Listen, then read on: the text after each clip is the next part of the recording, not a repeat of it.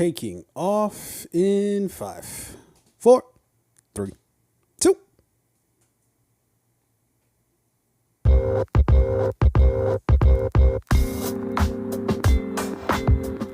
Yo, yo, yo, yo, yo, yo, yo. It's your boy O Rain, real name, no games, no gimmicks. Yo, it's Motherfucking Fade Podcast, your one-stop shop for everything TV, media, and film related, along with any of the goddamn thing we're going to talk about, coming to you live direct, Proof of Concept Studios. What is up? What's happening? Yo, this is a big week. We are in the final days of the kickoff to the 2023 NFL season. God for season. Sundays look different, and it's the best time of the year. I've been seeing this trend on TikTok or fucking social media in general, where like husbands or boyfriends they're giving their wives like the 2-week notice, like, hey, listen, we're 2 weeks out from Sundays between like noon and midnight. I'm unavailable. Do not speak to me. Do not ask me for anything. I am recusing myself of all responsibility. I mean, that's a tough sell for one entire day for what, like 6-7 months. I feel like that's excessive. Is me time excessive, even in a relationship? This is the same shit as like Jonah Hill and we're setting boundaries. No. Okay, so I think you have a different perception of that. No. I mean, Jonah Hill, what he did, what he was charged with doing was using like a language, some of the stuff he'd learned in therapy as like and weaponizing it against his partner. Exactly. Right. Yeah. Take it or leave it. This is what Sundays look like until February. I don't know. I think I might approach this football season a little differently. I don't think I'm going to do the all day thing for the 1 o'clock games, 4 o'clock games, and like the night games. I think I might just carve out a little time there to just do some other shit. Because I never do all day. I've the people who do all day are kind of like, ooh, that's a lot. I mean, that's been me for the past however long I've been watching football. Yeah. I've never done all day football. Oh, yeah, football Sundays. This is what we call them. I pay attention, like if let's say my team plays at 4. Yeah. Right. I'm not really paying attention to the 1 o'clock games. What are you doing? Like, what's the thing? Are you just out and about? I might be cleaning. I might be organizing. I mean, I might be out watching the game somewhere, but I'm not really, really dialed in paying attention. Like, let's say it's Sunday and you want to go out and grab brunch with your partner, right? I might be doing that. Like, brunch. We're out getting food, we're enjoying ourselves, but I might check my fantasy lineup and how they're performing. Now, if my game is at 4, that's when I'm locked in. I'll watch that game, the night game. I can miss that. But I mean, it's like a thing, right? Like, a group of us might get together, over somebody's house and then, grab some beers, food from whatever, location, or maybe we're grilling or some shit. And it's like a thing. It's like, football Sundays, we're hanging out, chilling. But I think this football season, I think I might try to like maybe every like third Sunday, I'm chilling. Like I'm not doing anything today. I'm not going out. I'm not even paying attention to the games really. I'm doing some other shit. That's fair. Just to keep balance, because I feel like by the end of the football season, you're all fat and bloated from all the football Sundays you've been at. It's easy to put on weight in football season. It is truly like it's remarkable. That keeps you warm through the cold winter. Well, the winters aren't that cold anymore, so I don't think we're animals at the end of the day. Bears do it. I do it. Okay. You put on weight, you hibernate. Sure. Why not? Okay. In lieu of our football season, what are you most looking forward to for this coming football season? It's a lot of interesting storylines going into this. There are. Football I think there have been a lot of moves.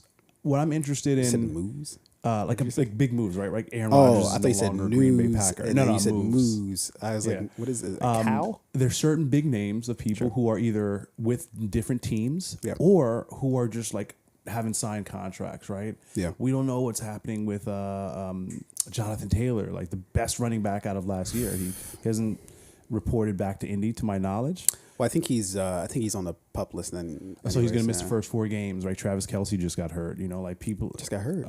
What happened? He had like a little injury setback. I think he hyperextended his leg, but that's God, he may please not. God, don't let the fucking Lions win. Yeah, he may miss the opening. Oh my God, opening game. I don't want to hear the fucking Lions. They're just gonna.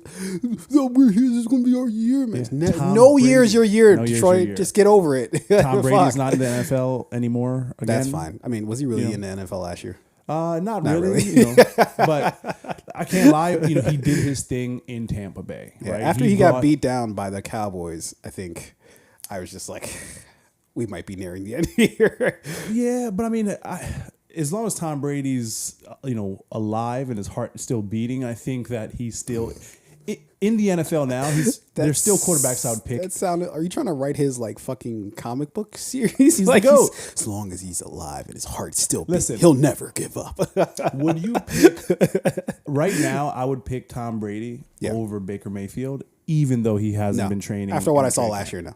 You wouldn't pick Tom Brady over Baker Mayfield? No, over a lot of. And I say this as Baker being a Ram for 4 games. Let Baker bake. I loved it. I loved his time with us. Anybody, you know what I really like about you, man. Anytime anybody's even on your team, even if they're just visiting the stadium, you're like, you know what, he's a Ram for life. You're like, he's my guy. Listen, you know why? Because my organization, we appreciate those who've come and given. Right? I think Baker, when he was with us, he was like, yo, I've been here for 4 days. Game 1's coming. Like he literally had, I think it was 3 or 4 days to learn the playbook before his first game. Went out and won.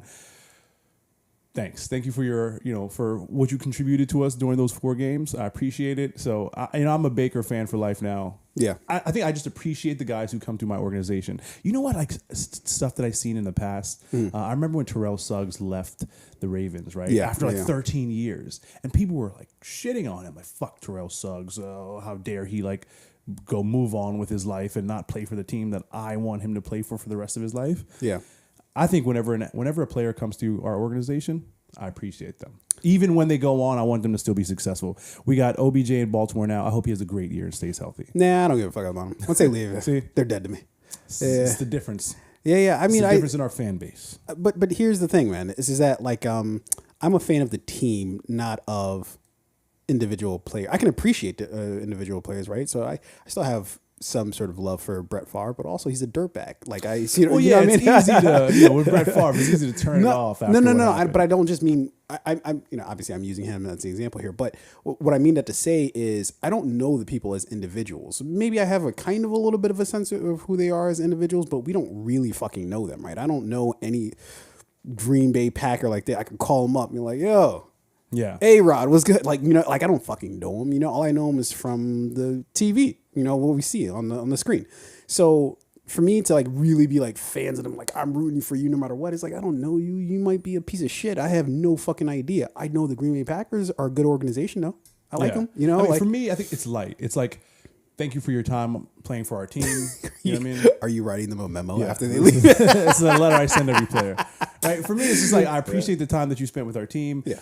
When you move on to the next thing, I hope that why would I hope that you don't have a good career? Knowing that you have a family to take care of and you have goals. No, but nobody's wishing. I hope you break your fucking some leg. Players the player leaves their city, they're like, fuck them, I hate them. They burning jerseys. Okay, that's okay. I'm obviously not speaking. Jerseys, yeah, that's excessive. But that's people suck. People who burn anything, right? It's Nike did something I don't like. Yeah, burn their shit. It's just oh, come on, I feel like Nike already has your money. Yeah. You're just burning your shoes. Yeah, I mean, I guess it's all about symbolism, right? That's what people do is show things through symbolism, right? I fucking hate Nike, so I got to burn their shit in order to really drive it home that I hate them. I did pay for the shoes, which is why it's crazier that I'm burning this shit. It shows you how much I fucking hate them, right? But I tell you another symbol is of kind of admiration or respect is when you're talking to somebody. Have you ever had your you're talking to your mom or somebody else who's a family member, and then they call you hey, Fabe, and it's motherfucker, I'm not Fabe, I'm me. Yeah, I mean, it's happened, right? Yeah. One such thing happened on the debuting Shannon Sharp on. Yes.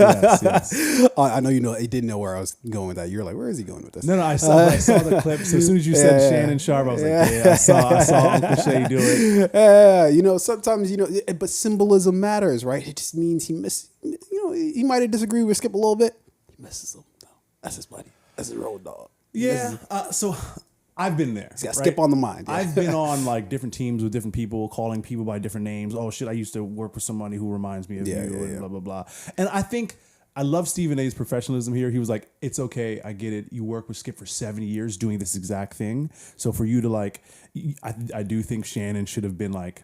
I don't think that should have happened, but I do understand it. And I think Stephen A did as well. Once Shannon gets rolling, he's so used to Skip. Yeah, Skip, because it was easy, and Skip just rolled off the tongue. It's like one syllable. Yeah, exactly. Steven feels like Stephen feels awkward. Yeah, because I think he prefers to be called Stephen A. Yeah, I'm not gonna if I'm just trying to call you out quickly, I'm not gonna be like Stephen A. Like that's just But you know what? What am I doing? Something about Stephen A. sounds better than Stephen. Like for anyone, either sounds stupid compared to just one. Whenever Skip. I say Stephen A. Like whenever I say his name, I say Stephen A. Hey, S.A. How does that sound? Nah, doesn't have the ring. Sass. Stephen A. says. Doesn't have the ring. Doesn't. Stephen A. S. It's there. It's memorable. No, Skip. Skip. I'm not going to. Come on. You're making it sound. Come on. Be reasonable. Practice Sass being reasonable. That sounds like software. Okay. No. I'm not even saying Sass. Sass sounds terrible. But the point I'm trying to make is that there has to be something easier than Stephen A. I can't. Easier, yes. Sticky, no. Right? No, Stephen A isn't sticky is what I'm trying to say. When you're trying to do the same thing. Everyone calls him Stephen A. I know everybody calls him it's that. It's sticky. No. I understand that. What I'm saying is in the middle of going back and forth, you're just trying to quickly get the guy's attention because you're like, hey, you right there, right? Like Stephen A. Like that's not it's a little bit longer, but it does sound better than S.A. No. I'm not saying any of those things sound good. You're misunderstanding my thing. I'm just saying we need something other than Stephen A. It's too long. There is no other, right? There's either Stephen. We make our There's Stephen A. Smith. Skip his actual name? It can't be. His parents didn't name him Skip. Right? Let's find out. He's adopted this name. There's just no way his parents were like, well, maybe I don't know. I mean, he was born 400 years ago. His name is John Edward Bayliss. That is weird. I didn't see that coming. I do not know where plot Skip twist got his name. Yeah. So it says his father, John Sr., immediately began calling him Skip when he was a kid. Weird. And that's what we're going with, I guess. Interesting. Yeah. His father also called his mother Skip, as in skipper of the ship. Okay. Yeah, I don't know. Where are we getting this information from? I don't know if I trust it. Wikipedia. Listen, these are not hard facts. These are wiki facts. Very loose Stephen facts A. probably here. wrote. I mean, not Stephen. Yeah, look at you. Just like Shannon. He probably wrote this himself. Probably. Yeah, he made that shit up real quick. Okay, so you watched a little bit of it. Stephen A. Shannon. We've got the new Undisputed with Skip, Michael Irvin, and Keyshawn Johnson, along with sometimes Richard Sherman, sometimes Lil Wayne. And I believe they've also announced that Rachel Nichols is joining equally the cast of First Take. Don't care about any of those people. I've never disliked Rachel Nichols. I don't get what the big deal is about Rachel Nichols. I don't get the big deal about any of those people on that show. In terms of like women who've been a part of like sports broadcast journalism for a while, like Rachel Nichols has been one of them doing it the longest. I think of like, and it's kind of a shitty male dominated profession, right? Yeah. But of the women who are in the profession, Rachel Nichols is one of the more respected female journalists. I understand that. I get it, right? But it's almost like they pick random people and they're like, you shall be the respected one. And it's just like, oh, there's nobody else. Is it? Yeah, the person? There is. It's a small group, right? But why though? Like, why does it have to be a small group? You just have to take you're right. Like I always liked Michelle. I always liked Michelle Beadle. I always thought she was like really good, and then they got her the fuck out of there, and and then it was like Rachel Nichols' time. It's like, well, why do we have to like choose one person at a time? Why can't it just be? Yeah, unfortunately, you have male dominated sports, right? There's a lot of what they're covering, but it's not even a male dominated sport. It's a male. No. Forget football.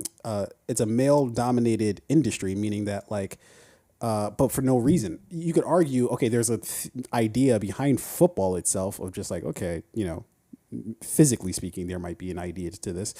You can make arguments, in either direction. But broadcasting, But you're broadcasting covering like male-dominated sports, right? Which are both male-dominated in terms of like players and male-dominant in terms of like viewership. Is there any difference between Rachel Nichols' take on some shit and Skip Bayless's? No, but there is a difference between Rachel Nichols and like Shannon Sharp. Yeah, somebody who's played the game. Player, I get that, but I'm right? saying Skip Bayless is sitting basically at the head. Stephen A. is still sitting at pretty much like the head. Yeah. So of that. Is there a difference between they didn't play? Yeah, not really. To be honest, like exactly. So that's what I'm saying. They're like all just why journalists. They've never really like played the sport at a high level. Right. I think it's what is it? How easy it is to digest it, right? And I think for a lot of like male viewers watching football, you might hear or respect maybe listening to a male sportcast journalist or commentator. Maybe they didn't play the sport at a professional level, but like, did you play in like high school or college, or do you know what the fuck you're talking about? If I'm being super honest, that doesn't mean anything as long as you respect, like as long as there's a certain amount of respect for the people who did play. And I think that that's something that Skip Bayless, and honestly, to some degree, a lot of broadcasters who haven't played, and honestly, even some of the ones who have played, they, like the way that they talk sometimes, it's just like you realize this is a human being who's doing a very fucking difficult thing that isn't super fucking easy to do, and you're just like, oh, he needs to work on this, or they need to work on that, and it's just like, bitch, like you try it, motherfucker, and see how fucking easy this shit is, Yeah.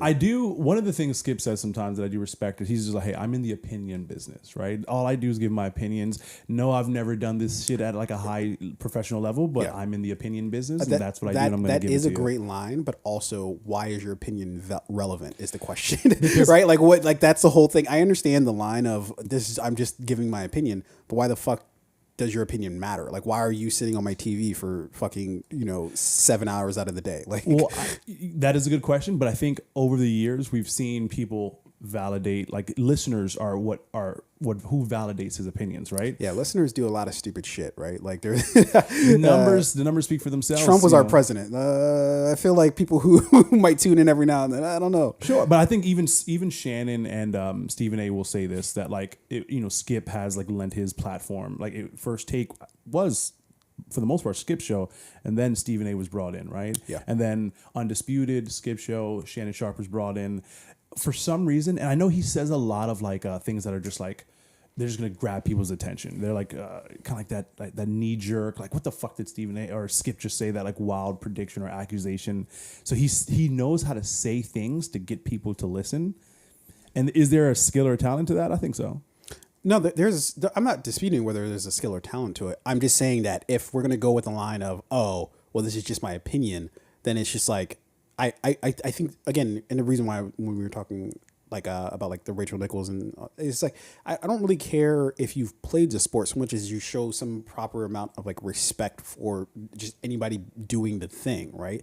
I understand that but it's like so easy to do, right? Like I've been watching a lot of the U.S. Open, and for anybody who steps onto that court, who's made it to that level, you got to give them some amount of respect. Like there's a baseline level of respect that you can talk however you want. But you also have to talk with a certain base level of respect because they've made it to that level, right? Sure, there are people who are better than others and yada, yada, right?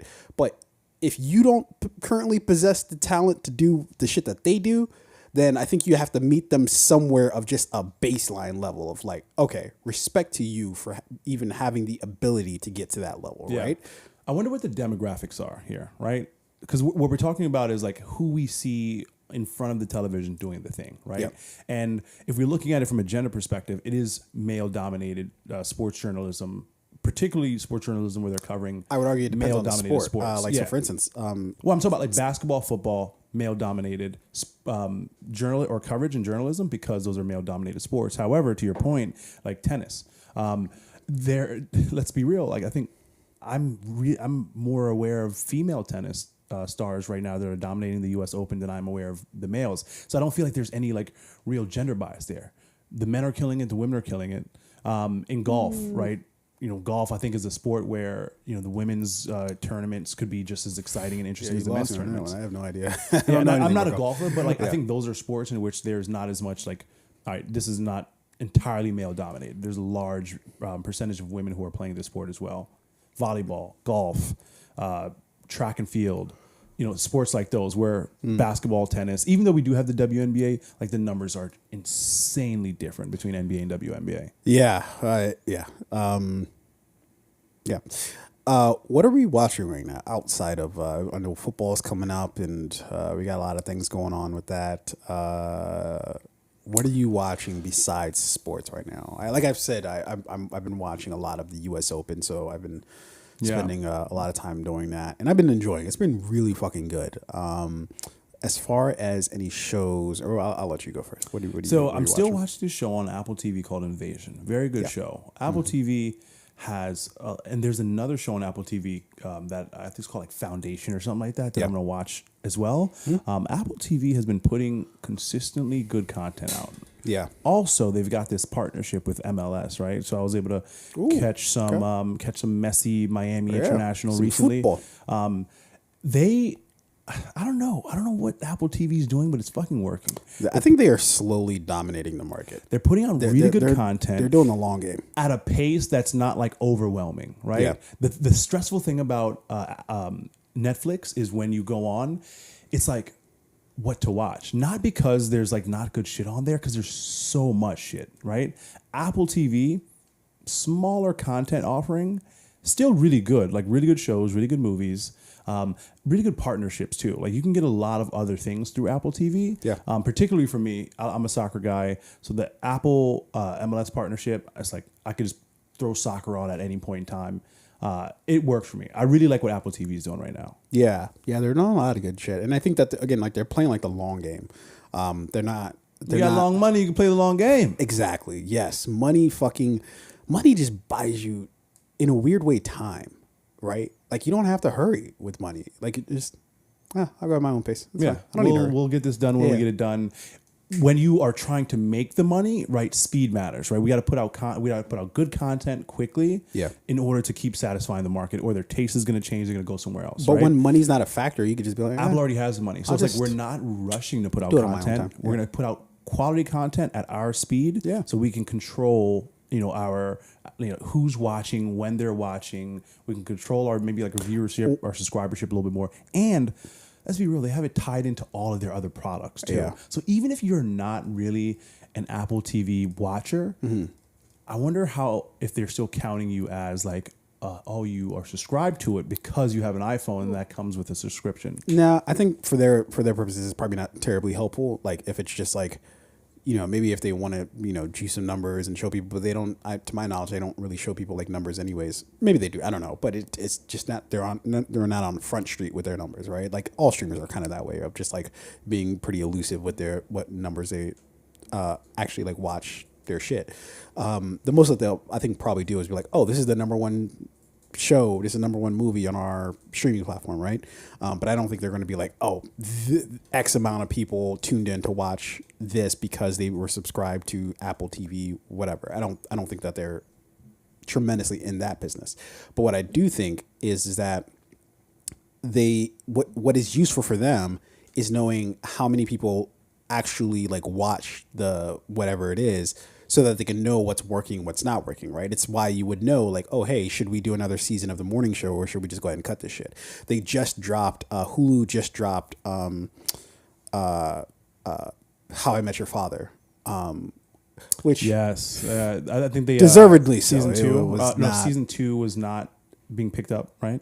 No, season 2 already happened, or at least season is part 1 of season 2, I guess, because it seemed they maybe it was enough episodes as season 1. I think it was same amount of episodes, was 10, I think.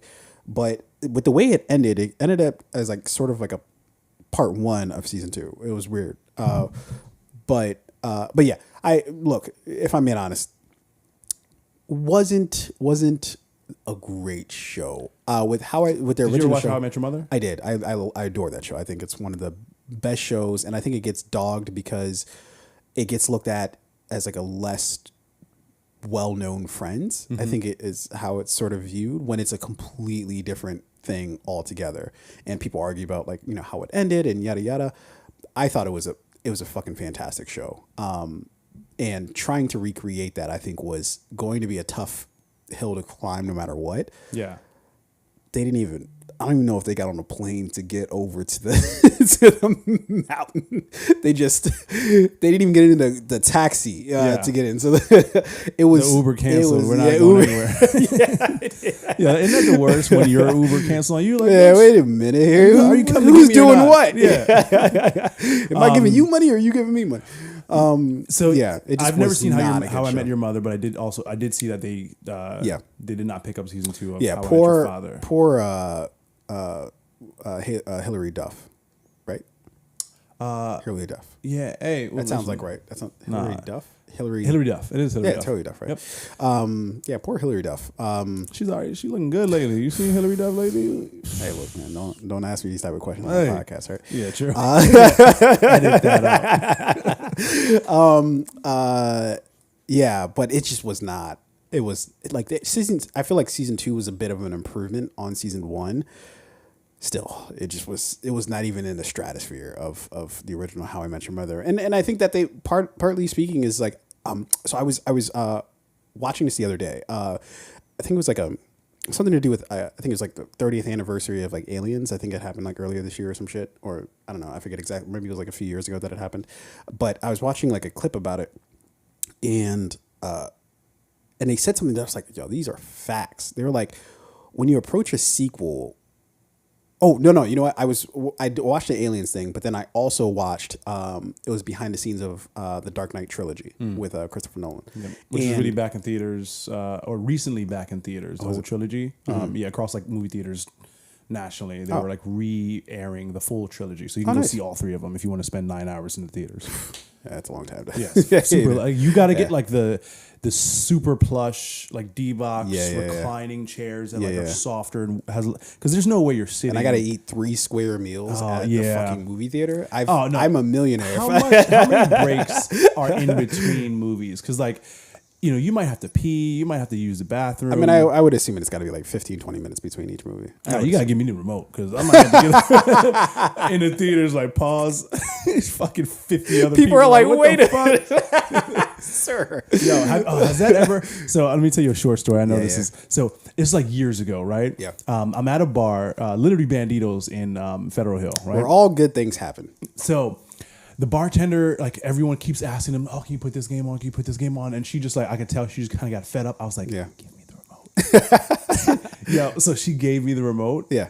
She like slid to me. She was like, it's on you now. She's like, you know, basically if anyone sees you do it, it's you're on the you, one. Right? Yeah. So I found out which game, like which channel the Rams game was playing on. Blah blah blah. You made everybody suffer through that. So shit. we're at a bar in Baltimore. Jesus all Christ. Ravens fans everywhere. The fucking Ravens are in a nail biter. Yo, I think it was like third quarter. I didn't give a fuck. I just changed the channel. It was like 3 channels People up because they had the DirecTV package. I changed the channel.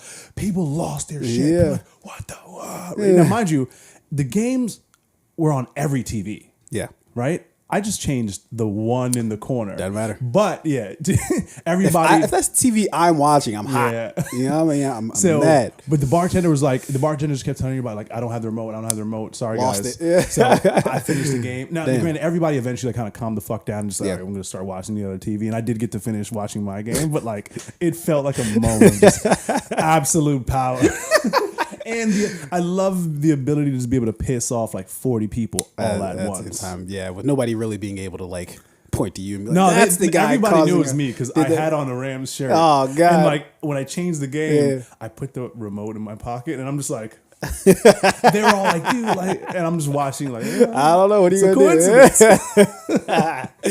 That's a pretty good story. Yeah, but what I was saying is, the thing I was saying was that were facts were, so they were talking about the Dark Knight trilogy, and Nolan was explaining how his approach to the trilogy was you can't approach any of the sequels like you did the first one. It's even got to go so far as to say that it's got to be basically like a different genre than the first movie. And I was like, damn. Whenever I think about like sequels that really were successful, I think they just changed shit. Like they changed it completely. Like they didn't just change like one aspect and then rehash the same story.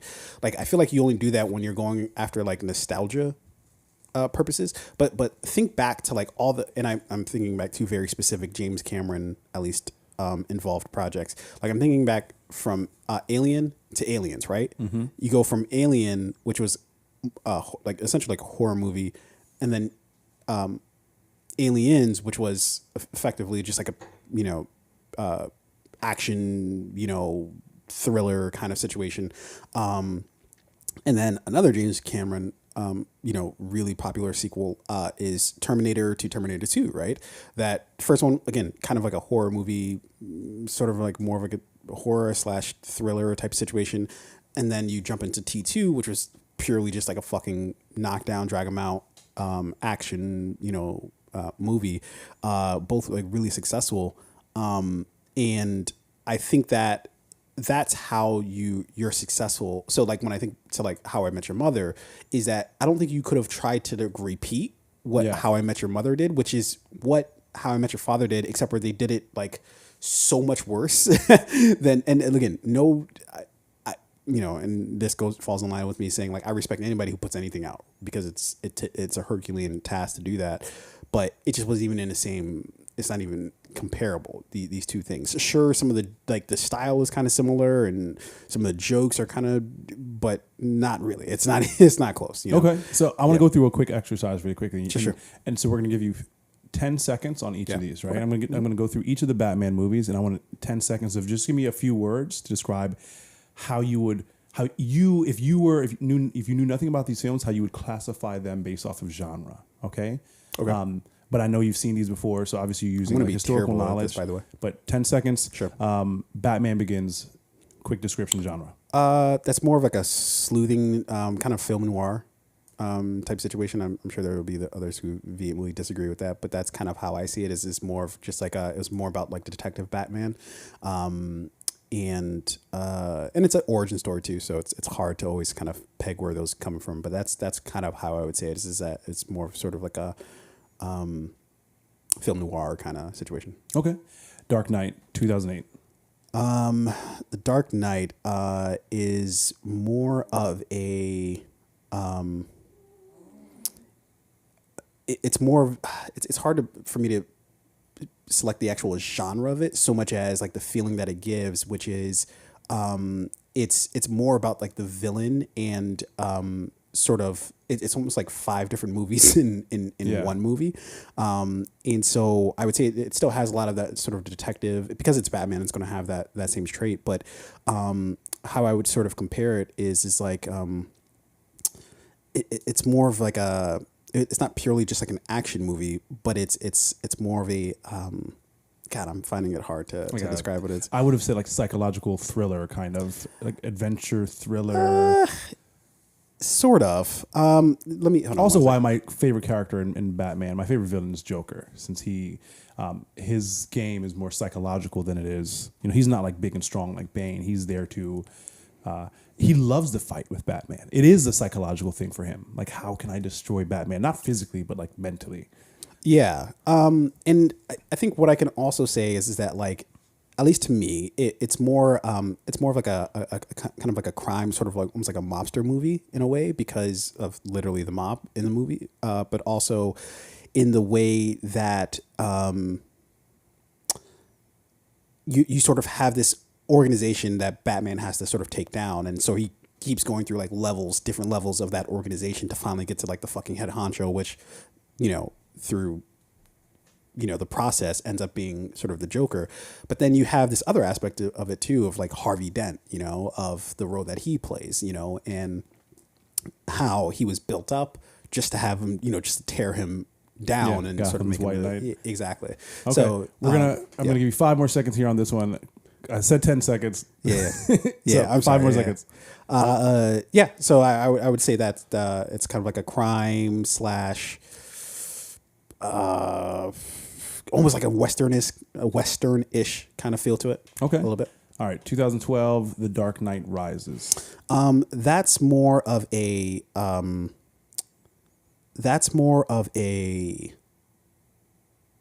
almost like a what do you call these movies? Like a heist type of movie, because you have the threat of the bomb going off. Yeah. And so it creates this where they have to like find, where the bombs are. And again, like in Nolan, I think what he does beautifully more than anybody, he combines a lot of different sort of genres into like one movie. So it's like really tough sometimes to like peg his thing as like, oh, it's this specific thing, because there's so many different, there's some science fiction elements into it as well. It's like a futuristic sci-fi heist adventure thriller. Yeah, because so many things. Yeah, it's a lot of different things. So Nolan's movies are particularly hard to like peg. But he did really different. But even if you don't know what genre it is, those are really three distinct movies. They're not. He didn't repeat himself at any point. For sure, yeah. I definitely don't look at any of those movies. Obviously, saw Batman, and you kind of know what to expect, and you have certain expectations of it. But all three of those movies are good on their own, right? Like it's hard for me. Like, and that's the point Batman of it all. Begins. Is that one as exciting as Dark Knight and Dark Knight Rises? No, because like it was the origin, right? It was the first. It's not going to be as like big but it was still a great fucking movie. Yeah, I think Cillian Murphy in that movie as Scarecrow, underrated how good he was as a casting for that character. Yeah. And the other two films, I mean, you don't really have to say much else about those. They're like classics. So yeah, I kind of thought about going back, but I was just like, I don't know. That's a lot of movies to like that I've already seen. Yeah. No, I go back all the time to watch. Oh, one of the things would you go back to pay to watch it if you could just watch it at home on in HBO? theater? I don't think I watched Batman Begins in theaters. So I think maybe, I don't know. Like I wouldn't mind. I'm never against watching big fucking hulking action movies in theaters. I'll never, even if it's an older movie that I've already like watched. Yeah, I would never disagree with this. What I always like, especially over the past few years, what I've always maintained is that there is simply no reason for me to watch like a fucking rom-com in theaters. I just those days, at least for me, are done. Could you imagine? What would you do if your partner was like, "Hey, I want to go see like this clear rom-com"? I'll do it, but it's like this is not a regular occurrence. Like this is like it's close to like Valentine's Day. There's a whatever movie coming out. All right, cool. But if it's just like if we're in the middle of like June, and fucking the new Emma Stone movie comes out. I'm not absolutely seeing that in theaters. I'm sorry. I just there's better ways to spend my time. Like if we want to watch it at home, they put When Harry Met Sally back in theaters. Nope. 25-year reunion. Sorry, I'm not seeing that in IMAX. Like fucking especially now 70 millimeters. Oh my God. What? Can you imagine the ticket sales? Because you don't even have to have as many people go see the movie today as when the film first need premiered. 4 people because they all cost $500 each. Yeah, that's all you gotta do. That's a double dip right there. Yeah. My rule about that, going to see like movies in theaters, that like if it's not my genre, like if it's a scary movie, horror is not even my horror genre. movies, I would argue that's you can go to. Horror movies aren't really my thing either. Yeah, but I can still understand in theaters. Yeah, I can understand the factor of seeing this on a big screen, and it's bigger, it's louder, it's more like it's involved in terms of there's a reason why look over there. Oh, did you see that over there? Like there's an idea behind that, but I'm not. What am I looking for in fucking the next Katherine Heigl movie? Like I don't what is the why do I have to see that in fucking Absolutely not. Yeah. Now, so my rule about going to see movies that I don't like, right? Like if someone, say my partner's like, hey, I really want to go see this movie in theaters. If it's like a horror movie, I'm like, I don't do horror film. Or if it's like romantic comedy, like I'll go see it with you, but like that's not really my genre either. Sure. My rule is whoever wants to go see the movie, like you've gotta pay. You get the tickets. I might be fair and get popcorn or something like that, but like you got to get the tickets. I'm not gonna, to your point, I'm not gonna go see the new Katherine Heigl movie and pay full price. Yeah, and we have to see it on the matinee. But when's even like the last Katherine Heigl movie? I don't know why I use her as an example. It's probably, but it was a good example. The more current example would probably be what's her name? Damn it, she Jennifer Lawrence. Jennifer Lawrence. Yeah, 100% not. Yeah, although she's been a part of some movies, I don't know. She's Silver Lining Playbook. She's done the Hunger Games movies. I'm not seeing Silver Linings Playbook. Are you going to see Hunger Games in theaters? But that's Hunger Games. Yeah. That would. I mean, no, because I don't really have particular interest in Hunger Game, like overall. But now the more interesting genre to see in theaters is either mystery or comedy. Would you go see either of those two? I would much rather go see a mystery in theater, than a comedy. Because if I'm gonna watch a comedy, and like I occasionally I do love like, hey, let's just pick like a little like a comedy or even a rom-com, but at home. And you know what I like to do? What about Hangover? Because I remember that was a really good time watching Hangover in theaters.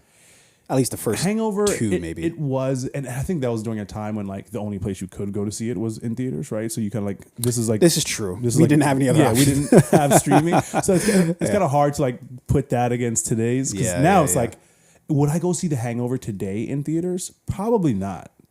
I don't know if I would have the instinct to, but I think I would have. I would enjoy. If someone invited me, or if it was like, hey, $7 movie Tuesdays, sure, let's go. Yeah. But I'm not going to go see it. Full price. Most 8 o'clock on Friday night rom-com. I'm not going to go see full price. Fuck that. Yeah. So I just put up a list of, I don't think the rom-com genre has been huge. So I looked up a list of like the upcoming, some upcoming projects. So let's see here. I want to see if you've heard or seen of any of these. So we got Shotgun Wedding. Yeah, that's one with Jennifer Lopez. Yep, I think so. Because it's the one that what's his name was supposed to be in Armie Hammer, and then they recast him with Josh Duhamel. Josh Duhamel. Yeah. Isn't that Fergie's ex-husband? I think so. Yeah. I don't know what happened there, but why'd you say if you're known, I don't know what happened. Fergie's ex-husband. I like Josh Duhamel. Yeah, what's wrong with people tend Fergie? to be like, I love Fergie. People forget Fergie had bangers. Okay. Anyway, so we got Your Place or Mine. I think this one's already out. Yeah, this came out earlier this year. This was with fucking the guy, he used to be with Demi Moore, Ashton Kutcher. Sure, yeah. Ashton Kutcher and Reese Witherspoon. I saw this at home. It was hard to watch at home. Yo, if I went to the theaters to see this fucking movie, I would have been furious. Like I would have made it publicly. No, I'd have been like, hey guys, everyone here, I hate this fucking movie. Yeah. Just letting you know. I'll be quiet for the rest of the film. Well, yeah. I mean, look, I'd be hard pressed to tell you like the last like rom-com that I saw that I was like, oh man, I was like really like excited about. Like I don't. It's just not really like my. I don't know if I go out of my way to watch. Maybe during like the holiday season, I'm a sucker for those like holiday, fucking stupid, Hallmark Channel movies. They're dumb, they're repetitive. Yeah, but whatever, Okay, I think you might know this one. What about Somebody I Used to Know? I think this is the film starring the dude Lance he was in the show Issa Rae's Insecure. She was one of Lance. Yeah, what did it, Lance? Lawrence. Lawrence. So he's in it. This is a movie. Alison Brie. Yeah. I didn't see, but it looked really weird and interesting. Where like basically so he used to have a relationship with Alison Brie, and then she comes to his wedding, but then she ends up kind of sleeping with his wife or soon to be wife, and then they kind of have like a, I don't know. It's very complicated. It looked like, and it kind of made me a little bit upset. I don't know why. Yeah, it's lucky. Yeah, got Issa Rae. I like Alison Brie. She's cool. There's one thing I can say about Alison Brie. It seems like she throws everything she has into every role that I've seen her in. It doesn't. I don't know if I've ever seen her in a thing where it doesn't feel like she gave it everything she had. I would agree with that. I think she's definitely like she doesn't do like the big projects, right? These big, huge, like, she's not going to be in a fucking Marvel movie or whatever. Yeah. But she does somewhat of these like awkward indie rom-coms, not like your, toss up Adam Sandler, or your Reese Witherspoon comedies. It's kind of like these like darker, funnier, more just like, hey, this is probably like more of a realistic thing that could happen. And she just manages to like play every character up.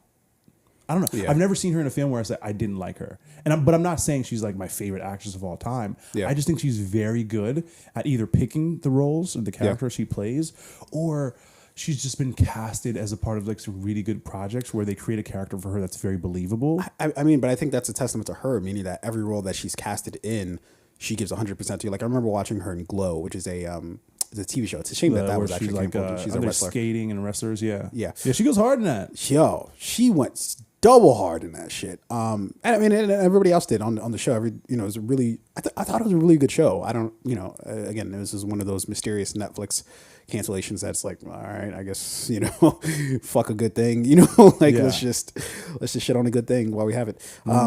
Past Lives, that's one that's coming out that we both said that we want to see. This is the film. This is the A24 project. I think this came out June 30th, actually. Yeah. I still really want to see this. Yeah, that I remember it's like a Korean maybe. I believe like so. No, I just might be racist. Yeah, that might be super racist. Yeah. Like every movie we see isn't like that starring has Asian two people. Asian It's not always two Korean, incredible right? Asian actors. I do not know the country of origin. Taking a Sounds stab in the fucked up. dark. But I could have swore that was the case. But maybe I'm wrong. Yeah, you know what the worst rom-com I've seen maybe of all time is? I literally just had to stop watching. I could, and it's got Captain America in it. We've got Ana de Armas. This is Ghosted that was on Apple TV. We were talking about. I remember Apple TV you. earlier. I think it was you specifically who were like raging against that. What was so bad about it? Yo, I mean, really good actors here. Mm-hmm. Terrible acting. Really interesting. Like Chris Pratt wasn't. I mean, not Chris Pratt. Chris Evans wasn't good. Ana de Armas wasn't good. The story was terrible. Like, do you know what it is? Is that sometimes, and it's hard to tell. I think, again, from I'm an idiot when it comes to analyzing these type of things, but what it is sometimes is you think it's bad acting, but in reality, it's poor directing. Yeah, I mean, poor directing, poor writing, just like not a great story. Like I think it was all of that. It was all of it. But I will say that the acting, as much as I love Chris Evans, and I think Ana de Armas is like one of the the young. And you can't say that they don't have right chemistry because they were in Knives Out together and they were fucking fantastic in Knives Out together. Yeah, and that's probably better directing, better writing, better cast. That like better everything. Yeah, everything was elevated in that. That's something Johnson. Who directed that? That was Ryan Johnson. Ryan Johnson, maybe? Is it Rain or Ryan?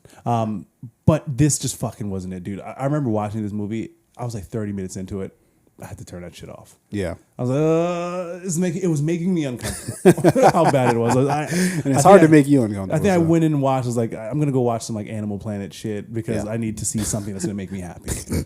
Just fucking wolves roaming in the wilderness, not being like hunted or whatever. I'm like, this is better. But to get back to our original thing, what we were first talking about, I'm also right now rewatching the Rocky series with my significant other. Is this her first time? First time watching because she loved the Creed movie so much. She's always been saying like, ever since the last Creed came out, she's like, hey, I want to go back and watch the Rocky movies, and we just started finding the time to do that. So we got through Rocky 1, just finished Rocky 2. Here are my quick thoughts. Rocky 1 is a bona fide. It's just one of those. It's like how I feel like after watching like Training Day.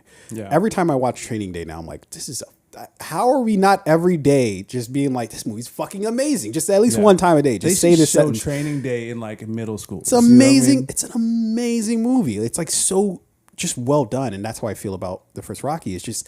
It's such a fucking good movie with how they just try to paint this picture of here's this guy who not only is he just down on his luck when it comes to boxing, but he's down on his luck in life, and they do it in the most like subtlest and just like realistic ways of just like one of my favorite scenes in any movie is when he's walking down the street with the girl from the neighborhood.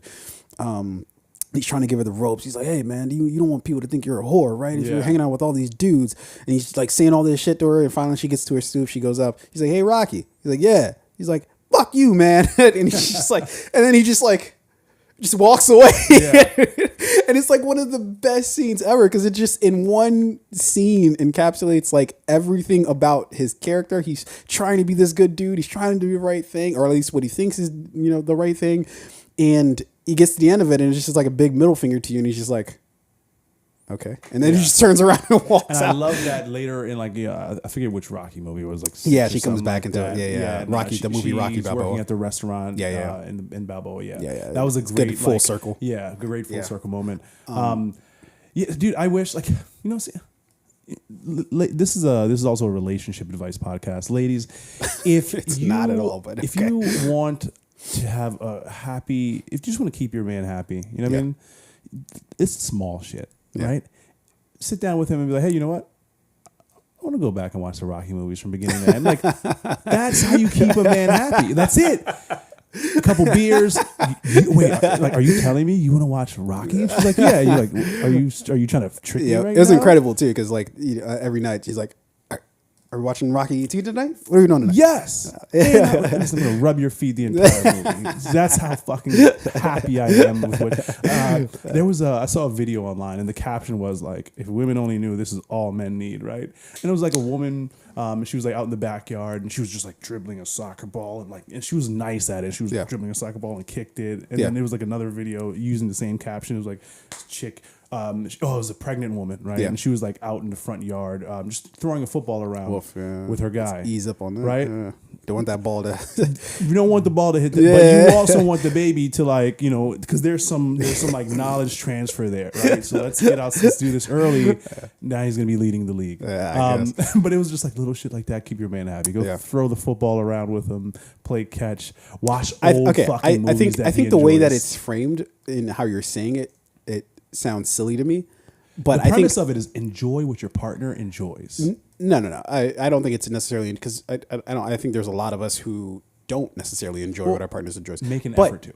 I think that's the key. Is that if your partner has an interest in something, you at least at some point in time showing an interest in that thing goes a long way in terms of making them excited, right? Because like at work, right? How many of us, unless you're dating somebody from work or you've met somebody in the same industry and then that's how your relationship started, a lot of us in relationships are our partners are coming from a completely different skill set, different background. So it's so hard for us to like relate on like a day-to-day level. Like we can relate to like our coworkers or our friends or whatever, right? Because chances are you're probably in like similar fields or at least comparable fields. And so when it comes to partners, it's like, as the most you can do, or it goes a long way when you can at least show some sort of indication that, hey, like, this is an interesting thing. Tell me more about this thing, or let's watch this thing, or, whatever it is, let's eat this thing if you're really into a certain food or whatever. Like, but it doesn't mean you have to like the shit, right? Yeah. Like, it doesn't mean you have to be like sold on the shit of, yes, this is the thing. It's love really it. Just effort, right? It goes a long way, but it goes both ways. It goes both ways. Absolutely. It has to go both ways. And like, which is why I always say, like, in a relationship, I think one of the most important things to look for in a partner, at least for me personally, is like shared interest, right?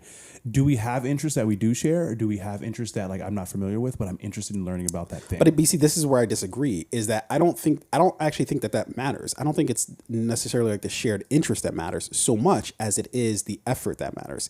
Because I don't really care if you have the same shared interest in me. I'm a loner. I'll be the loner basically for the rest of my life, right? Like I don't really fucking need anybody to be interested in the same shit. I'm quite all right being just in my own world, right? I think we say that, but I don't think that's true for anybody. No, right? It's it's true to the degree where I know it's a problem for me. Yeah. Like I know I actually have to aggressively rebel against that sort of side of myself, and I don't. And the weird part is I don't think it's actually natural to me. I think I've just developed it over the course of years is to like really. I think that usually what happens, I think, and correct me if I'm wrong. Sure. When we talk about shared interests, like that is just like base level attraction, right? Like I'm attracted to you because in some way, shape, or form, we have similar interests, whether we like the same type of comedies, type of jokes, type of food. We're interested in being in the same environments, same setting. We have similar like life experiences that we share. Like there are many ways that you can define shared interests for individual couples, right? It could be, again, music, food, culture, language, religion, like whatever the thing might be, the way we dress, clothing brands we shop at. And then the second part of that, where it goes a little bit further, I think in like really good, healthy relationships we have like maybe small shared interests. We put effort into exchanging those things, sharing those things with each other. Like if I don't, like, let's say, you and I are in a relationship together and I'm really into like classical fucking vinyl records of like, opera, right? Opera vinyl records. Yep. And you don't have any real interest in it, but you're like, hey, I know you do. If you want to play opera around the house, I have no problem with, I'm interested in like listening to some, or we can go to a show if you really want to for your birthday or something like that. Like those small things, right? Read a book about the thing, watch a movie about the thing, a documentary. Then you're taking the other person's interest and you're saying, I'm willing to give it like an hour of my week, to this thing. And that goes a long way. So in this particular case, I'm going to give an hour, 2 hours of my week to watching this old movie. But the great pairing there is that you love this movie.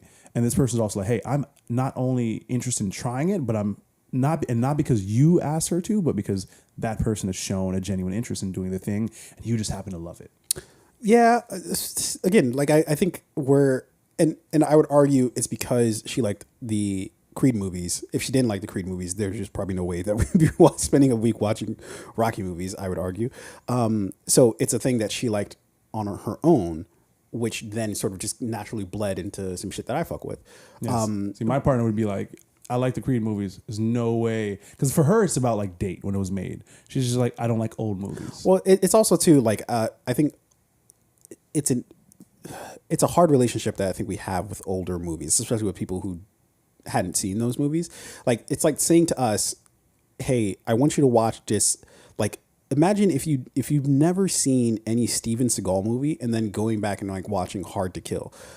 It'd be a hard movie to watch without having some nostalgia for it. Yeah, like that would be tough during that time. Yeah, like you'd be watching like, I don't get it. Like I don't get any of this. I think that was a great reference because Steven Seagal was.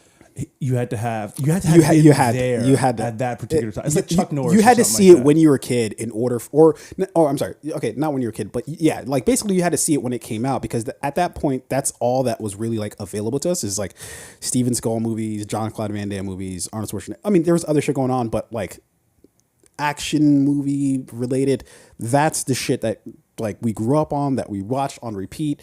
And so it's just like, that's all we had, you know. Have you ever heard his reggae song? I just saw like I don't know if it's an Instagram or something like that. He might have like 1 billion streams on. I heard a little bit of it right now, and I was like, I mean, this isn't the worst thing I think I've ever heard. It's pretty bad for me personally. I mean, and maybe I like barely heard. Like I think I was holding like my phone up to my ear or some shit to try to hear it. So like I don't think I like fully heard it. But from when I was here, I was like, I mean. You got fucking Drake and shit out there making some fucking reggaeton shit. Drake is a musician, and you know if they decide to step out and do other shit, but what was going on? I wish I was He's there. Steven Seagal. That day. That's it. That's all that was going on. Is that he can pretty much do whatever the fuck he wants to do. They need to make a documentary. They probably do. Although I guess we don't want too many Steven Seagal documentaries because that dude's pretty fucking shady. Yeah. Dude, so like, who was his agent or his manager? Who was in his ear at the time? They're like, "Hey, Steven, we got apparently this no one. great I don't think anybody. Do you think he was just calling his own shots? He was just watching. Yeah. You know what happened? I bet like he's it's the 90s, late. No, it was was in the 80s. Out to kill. No, this the reggaeton thing. Yeah, the reggae. I don't know. It's probably like during the 90s at some point. But he was probably he was hanging out with the dudes. What was the movie? It wasn't Hard to Kill, was it? It was Mark for Death. Mark for Death. He was hanging out with the dudes, the Rastafarians, or at least maybe he was like, I could do this shit. He's like what's that music you what is it? What do you call that right there? He's like reggaeton, and he's like, well, reggaeton, that's Dominican, Puerto Rican. Oh, I'm sorry. Well, what do I call this? Ours is just reggae. It's the reggae. original. Okay, reggae. Okay, fair enough. I'm very stupid on this. But he actually probably said, he's like, he reggaeton? did say it. Even, and they were wearing it on their shirts. He still got it wrong, I bet. In classic Steven Seagal fashion. And then he was just like, I can do that. Is there a studio in here? Yeah. Hey, let's hop in there real quick. You know what I mean? Like, they're like, it was not that complicated. We're trying to finish this scene. He's like, shut it down. It's in the middle of this scene. We've got permits to shoot here for today. Took us months. I don't care. But it is bad. Yeah. And like he put, you know what I think happened though? Because you got Eddie Murphy, Party All the Time. Yeah. Right. You know, and like, this let's is probably make this around quick that cash. Time, and Eddie Murphy still cashing in on Party All the Time. Well, Party All the Time. And then he had the other one with Michael Jackson. What was the other one? What's Up? What's up? What's up? I don't think I ever What's heard up with you? You don't remember that? No, I got. They had like a music video and everything. They did. Yeah, I gotta check that come out. on. Party. I love Party All the Time. Rick My James, girl Eddie Murphy. loves to party all the time. Still a classic. Yeah. And you know what was so hard to tell with Eddie Murphy is if he was trolling or if he was being serious. No, I think they were being serious. No. Like Rick James. I listened to Rick James before he passed away retell the story about being in the studio at that time with Eddie Murphy recording, and like they were really like he was hot. He was the top guy in Hollywood, right? So it's like you don't really need to be doing this shit, but like Eddie Murphy's also he also plays like a lot of instruments and like multifaceted.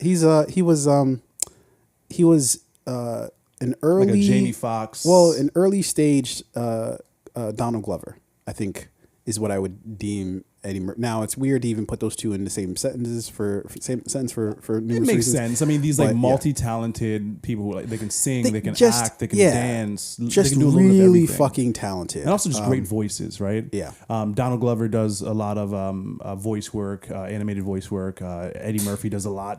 Shrek. All we need to hear is Donkey, right? Yeah. But during that time, Eddie Murphy was really just this is. He was the hottest thing. This was like when not techno, but like disco, funk era, and party all the time. What year is this? This is like late '80s. I think this song came out. Disco, like '88. Well, like I would say like funk, like late like disco was like '70s anyway. This was like the funk era, right? Gap Band, party all the time. There was a lot of really funky dance music coming out. Yeah. So Steven Seagal probably saw that like, oh, I'm not gonna do that. I'm gonna do some reggae shit. Yeah. And cash this check. This is one of those things where I wonder if he regrets it or if he's like, nah, I'm still happy. I don't think there's much he probably regrets in his life. Yeah, he probably was like, nah, I did pretty much everything I intended to. There's no way. Is he like dying? Probably all the alcohol and drugs I did. I regret all that shit in that song. Yeah, I mean, whatever. I mean, some people burn bright and fade fast, so I think he's one of those people who, when he was hot, he was hot. There was nothing else going at the time. A long time. But then once that fell off, once that ponytail became not cool anymore. Oh my god, yeah, he stretched that back. Yeah, I think he still probably has it to this very day. Anyways, the original thing I think we were talking about was going back and watching, or what are we watching right now? Watching the Rocky films. Watching Rocky 1, it more than lives up to the hype in terms of, I think, being just like generally just a great movie. Because arguably speaking, like the actual boxing is actually kind of like meh, at least compared to like what we've got, not only nowadays but even all the Rockies, following that. There was no Mayweather, Canelo Alvarez, no. Sugar Shane type of technical skill set in there. No, they're just two dudes beating the living shit out of each other with I would argue minimal skill. I know that's pretty offensive what I just said, but the first Rocky one, but it was supposed to be an exhibition match. Rocky 1 and 2. Yeah. Well, in 1 it was supposed to be an exhibition match, and then but Rocky was taking it very seriously, and Apollo was like, "Oh, you're just some like no name." No, Apollo took it seriously to the degree that he just thought he was just going to beat him. And he just thought it was just going to be like whatever, but it was like he still took it at least somewhat serious. But then when he like kept beating on him, and he's just like, "Wait, this guy won't go down. He's not going down." He's like, "Oh." Rocky 2 is different, and Apollo was like, "Yo, I saw a really great clip of Kobe Bryant the other day." Actually, and speaking of, I think it wasn't Rachel Nichols. It was oh man, she also used to work for ESPN. Fucking Berg, Kerry Champion. No. Come on, Mina Kimes. No. Damn, she had like a really like bad breakup with them. What's her name? Not she's the black. One who got. Yes, I knew you were talking about fucking. It's like she got hit in the head with the football that one year. No. What? No, not Pam Oliver. Pam Oliver. It was no. She's like the podcaster, and come on, the black woman who was on ESPN. Damn it! It's not Kerry Champion. No, it's when I say her name, you're gonna be like, Jameel Hill. Jameel Hill. Yes. Yeah. She was. It was like a clip of her talking to Kobe Bryant. She was like, "There's two types of people in the world: the people who love to win or hate to lose. Which one are you?" He's like, "Neither." And then she was like, "What?" And he was like, "Well, if you all you want to do is win, and that's all you can see, is like, well, then what happens when you lose? Because you're going to lose eventually, right? It's going to fucking destroy you, right? It's going to interfere with your ability to win because that's all you want to do is win. So you're not going to be able to see correctly. If all you have is the fear of losing, then you're just going to be playing scared. You're never going to be playing with that killer instinct of like, no, I can do this, because you're just going to be afraid to do the shit you would normally otherwise not be afraid to do. And I thought that was like a brilliant like response. And I think how it applies to the Rocky movies is that when you get into Rocky 2, you have Apollo, who he's so fucking pissed that Rocky went 12 rounds with him, or however many rounds that they went. that he's like, all I can fucking think about is fucking beating this motherfucker. That's all that's possessing me. I'm going to eat, sleep, breathe, nothing but fucking Rocky, so I can whoop his ass when I get in the ring and prove to everybody that, you know, I'm a great champion. And Rocky was kind of just like, we'll see what happens. and that kind, like, you see that dichotomy, like they have these like great sort of intercut scenes of like Apollo, he'll be like training and like, you know, fucking knocking people out in the ring and just give me another one, you know?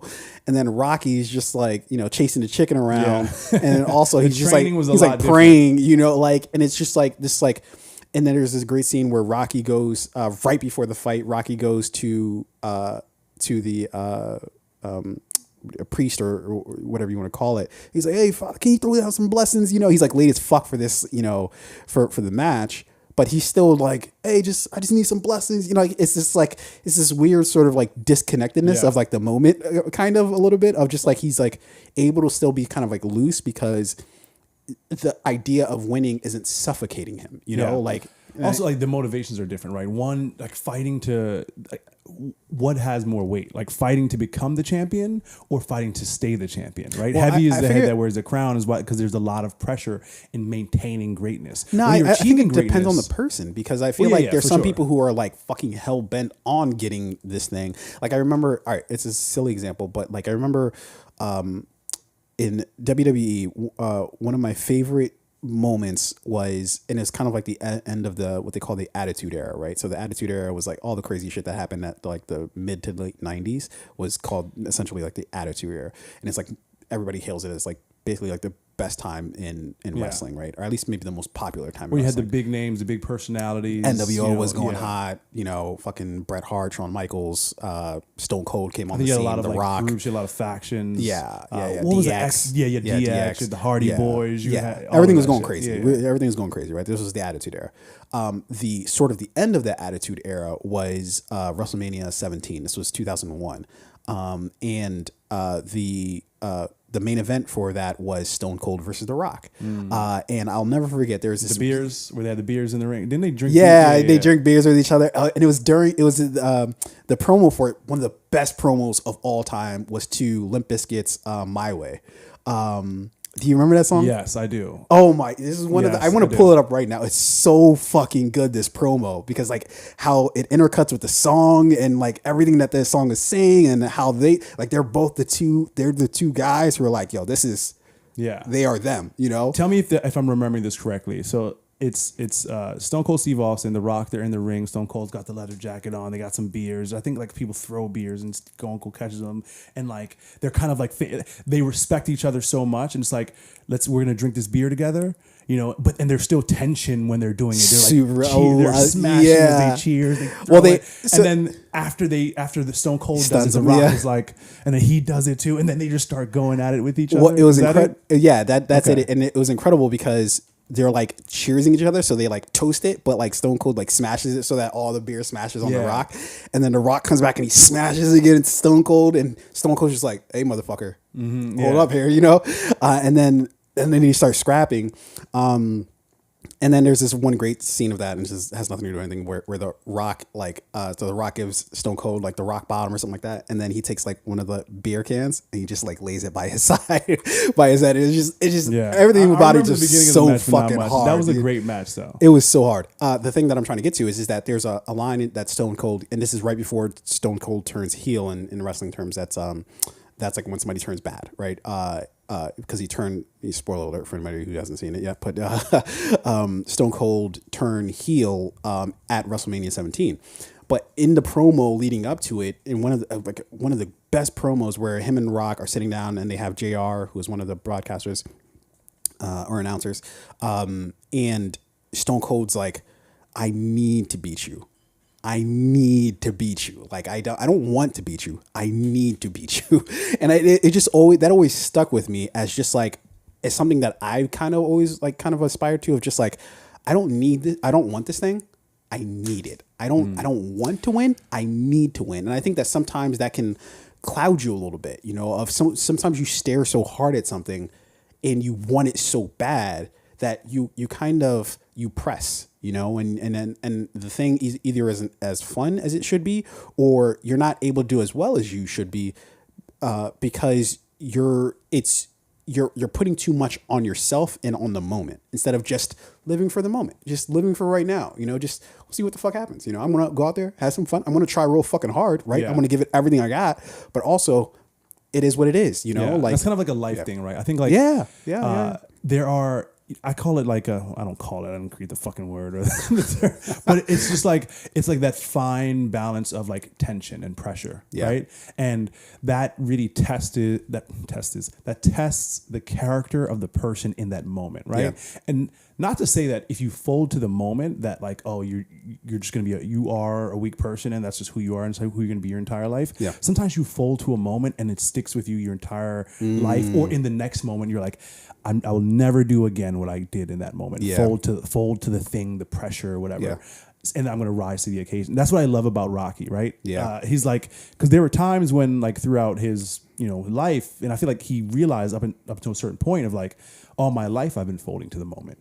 And like, I've never actually really put effort into something so great that like failure is not even an option. And then when he gets that opportunity and he starts training, he's like, all right, the moment's not going to be too big. I'm going to show up, right? That's why he keeps getting up in that first fight. I would argue that the reason why he has success isn't actually really even at all about boxing. It was about Adrian. The whole story really is about Adrian. That it wasn't until he begins his relationship with Adrian and he like really that's the first time where he like goes for something and it's just like, no, this is the thing I want. I'm just going to go for it, and I'm not going to like, I think there's some things that happen in life where you're just like, all right, I'll let this happen. We'll see where it goes and whatever. There's other things where you're just like, I'm not going to put too much pressure on this, but I know this is my thing. Yeah, like this is my thing. That's why in Rocky 3 or 4, when like Mickey was it Mickey?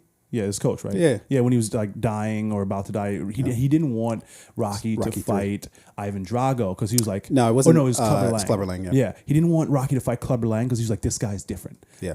This guy has something you don't have anymore, that like grit, that pressure, that tension. He's trying to succeed, right? Which is why the question about like, who's more dangerous, the older experienced fighter or athlete or whatever that person, or the younger hungry one, right? But I think it depends. First of all, we're talking about movies, but then two, like it just depends on, I think, what your physical, actual, literal capabilities are, and then two, what your motivations are, right? Because I think it just depends. Because there's a version of it where the younger guy doesn't give a shit as much as the older guy, that the older guy wants it that much more, that needs it. I need this shit. And the younger guy's kind of like, yeah, whatever, I have a lot of time, or you can have that, young bull mentality of just like, no, fuck it. I got to eat now. I'm hungry right now, look at Creed 3. Right, with Adonis and Damien, right, where Damien's actually technically older and began boxing earlier than Donnie or Adonis, but then when they go to fight, it's Adonis who ends up prevailing, even though he's already sort of the fat cat, even though he's already has everything that he that Damien doesn't have, like it part of the reason why that movie was so good, right? Like, to your point, the motivations, right? Yeah. Adonis's motivation was no longer like, I want to get to the top. He's already at the top now, so you got to stay at the top. And you can get comfortable at the top until a moment comes along that creates a bit of tension and pressure. And now you got to rise back to that thing, right? Then it's like, all right, hey, we both are in this fight for a reason. We both have our like reasons and the thing that's driving us. I've got experience. You've got like tenacity and desire. Which one's gonna win? And watching, I'm again watching the U.S. Open right now, and there's one thing that's abundantly clear to me is that winning and losing, in some ways, rarely depends on the other person. In boxing, in anything, I think it really does rarely depend on how good the other person is. The reality is that a lot of people who are like legends, like people who are just like, oh my God, they're so fucking good, right? A lot of them just, in those pressure moments, they're cool-headed, meaning that like, in watching the U.S. Open right now, I just watched Coco Gauff versus I think her name's Austin Penko or something like that. Anyways, Coco Gauff just fucking ran over. Like it wasn't even a contest, right? But the reason why it wasn't a contest wasn't really because of Coco Gauff. Coco Gauff just was like, I'm just returning your hits here. Like, she just made sure she was there to return the hits, which it takes a lot of athleticism, and also it's fucking hot as shit outside. So credit to Coco Gauff. But she was just there to hit the ball back. Her opponent was just hitting it out at like, it's like she couldn't hit the court if they gave her 1,000 tries, she couldn't hit it, right? And even though she had been through the whole tournament and she's been playing really fucking well up until that point, but in that moment, she just could not find the court. Had nothing to do with Coco Gauff. Like, of course, Coco had to just be there to return the ball to her, but she was facing herself out there, and she was just not getting it. And that's why I love tennis, is because a lot of it depends on you. Like, we talk about, as you were coming in, I was watching, God, what's his fucking name? Yeah, Djokovic. Djokovic. I was watching Djokovic versus I think his name was definitely don't know the other guy.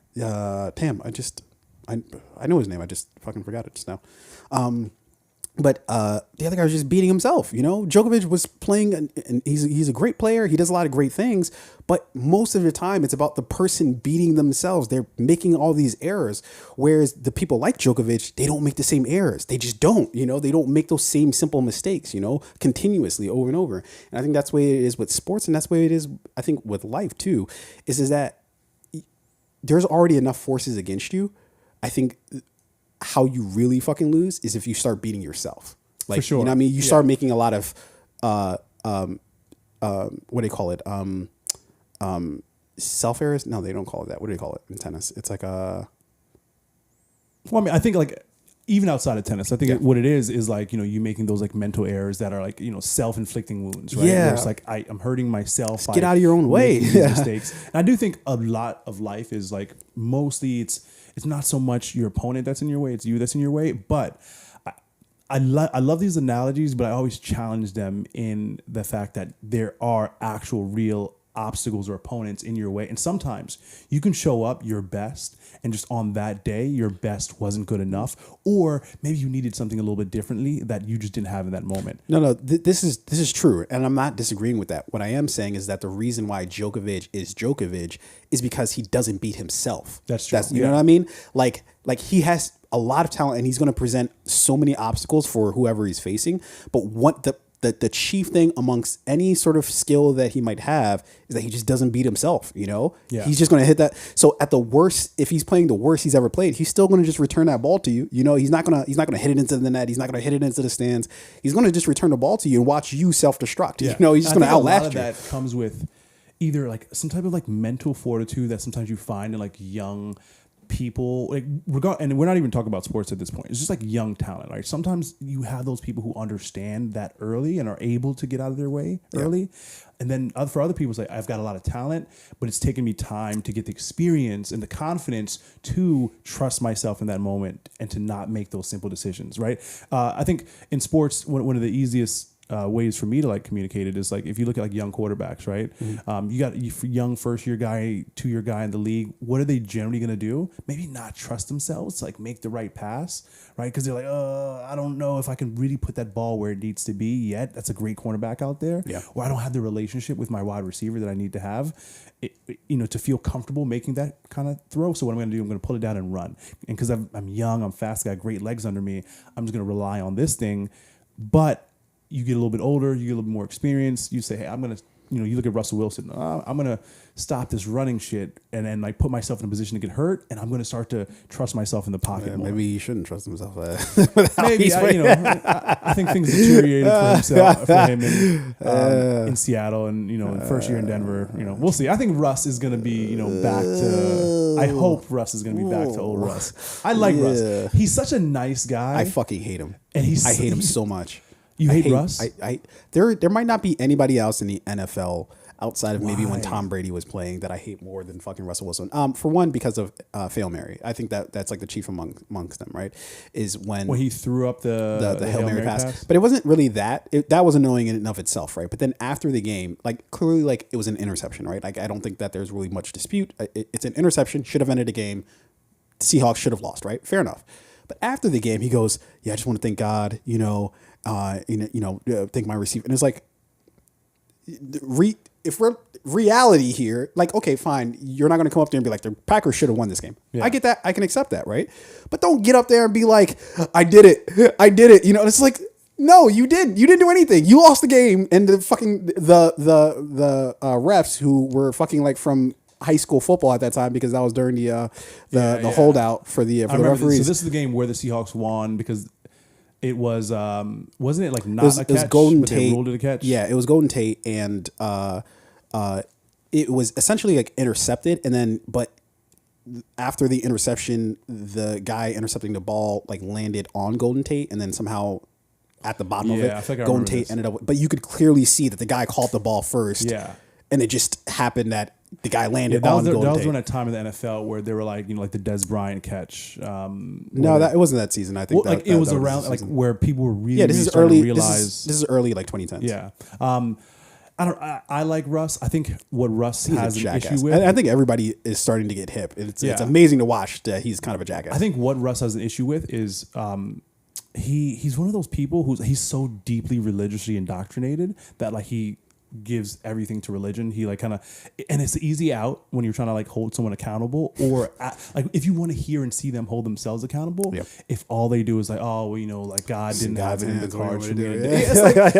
Or the football, or you could watch more film. Yeah, you can do that too. The football's in your hands. I didn't see God on the field. Stop using that. And like that is what annoys me about Rush. I think I really like him. Like, you know, he's obviously a Super Bowl winning quarterback. He's got skills. He's got talent. I also really like him winning quarterback. True, but he had to do something to get there. His numbers in the first few years of his career speak for themselves. But like, I do think I really like the man he is like off the field as well. So I think that I look at him and I'm like, no, I think he's a jackass, and the reason why I say that, no, he's definitely an egotistical maniac. But I do like the fact that off the field he's like super into community, super. But I think family man. I think all of that. Father. I think all of that is an image that he projects out there, and I think that's because he like puts a team around him that is trying to effect this actual image of he's, you know, just a really good dude. It's why he like after every game it used to annoy me like to no fucking other where he'd be like, "Go Hawks!" Like literally they could be talking about anything and just like, "Go Hawks!" And it's just like, yes, we get it. You're a part of the fucking Seahawks.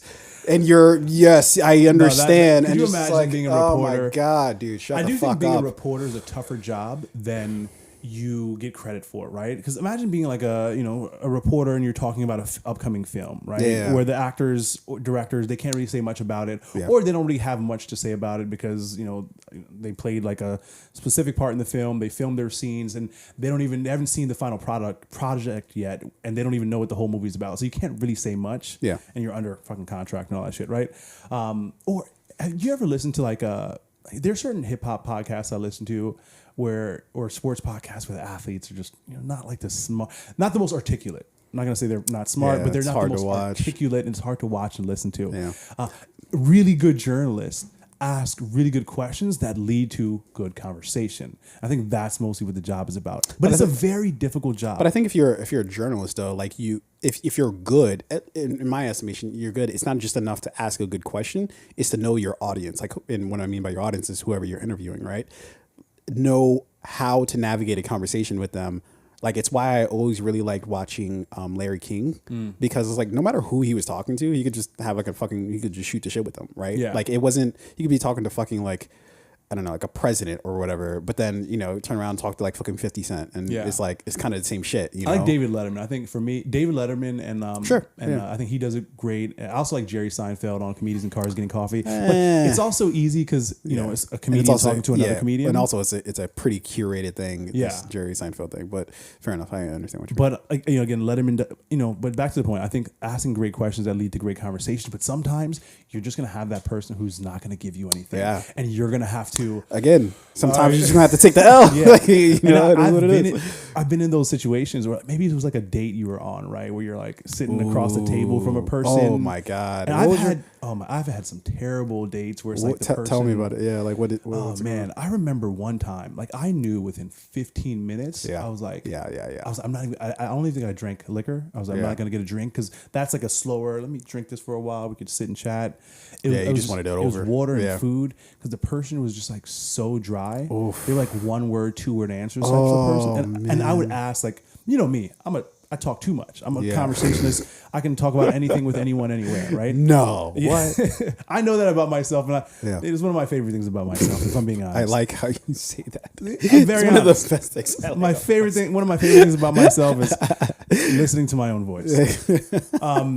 So when I'm on the date with this girl, I'm asking questions. Hey, like, tell me about yourself. Like, what are you into? Like, I don't. And when I'm on dates, I don't like to talk about, like, I want to know what you do for work and show some interest in that. But like, I want to know who you are as a person. So like, what are you into? How do you spend your time outside of work? Like, what books are you reading? What what are you watching? It's always a big topic of conversation.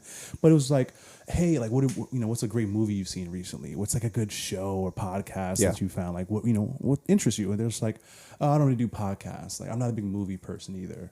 It's like, what do you do? It's like, just TikTok, social media. That's, I'm like, so when you're at home, like, what, are you playing music and you're just, casually scrolling on TikTok, but like you got some candles lit, you've got a whole vibe or something like that going. It's like, no, not really. Yeah. And yeah. And I think the tough part about that isn't necessarily like the answer, but so much is like the delivery of it, of just like, oh, you're not going to follow that up with like anything. Yeah, interesting. There's just not even like the there's not even anything on the tail end that I could like latch onto. So I'm going to spin that into another thing. Cool. Right. And it's just like no. And I remember telling this. I literally remember like this date and who the person was, and I'm not going to say their name, but like it was. I remember being like, okay, you're not going to give me anything. Great, I'll give you something. Sometimes when I'm at the crib by myself, I love to have a candle lit or some incense burning. I've got to have some music in the background, maybe some like Sade or some like house music or something like that. Yeah. Now, do you ever say that to sound interesting? Like more interesting than you like if you just are. No, this is literally my morning today. No, I know. Well, what I'm saying is like. So I feel like we all do like interesting shit. Mean on but sometimes like on dates you'd be like, I'm really interesting because I do X, Y, or Z. But it's like, I did that one time 4 years ago. Like, no, for sure. Like you do want to put your best foot forward. You know what I mean? You're not gonna to like sound interesting. Laid on the fucking couch. I didn't even shower yesterday. All day yesterday I didn't shower. So possibly like the worst date I ever went on. I actually was 2 dates. I went on 2 dates with the same person.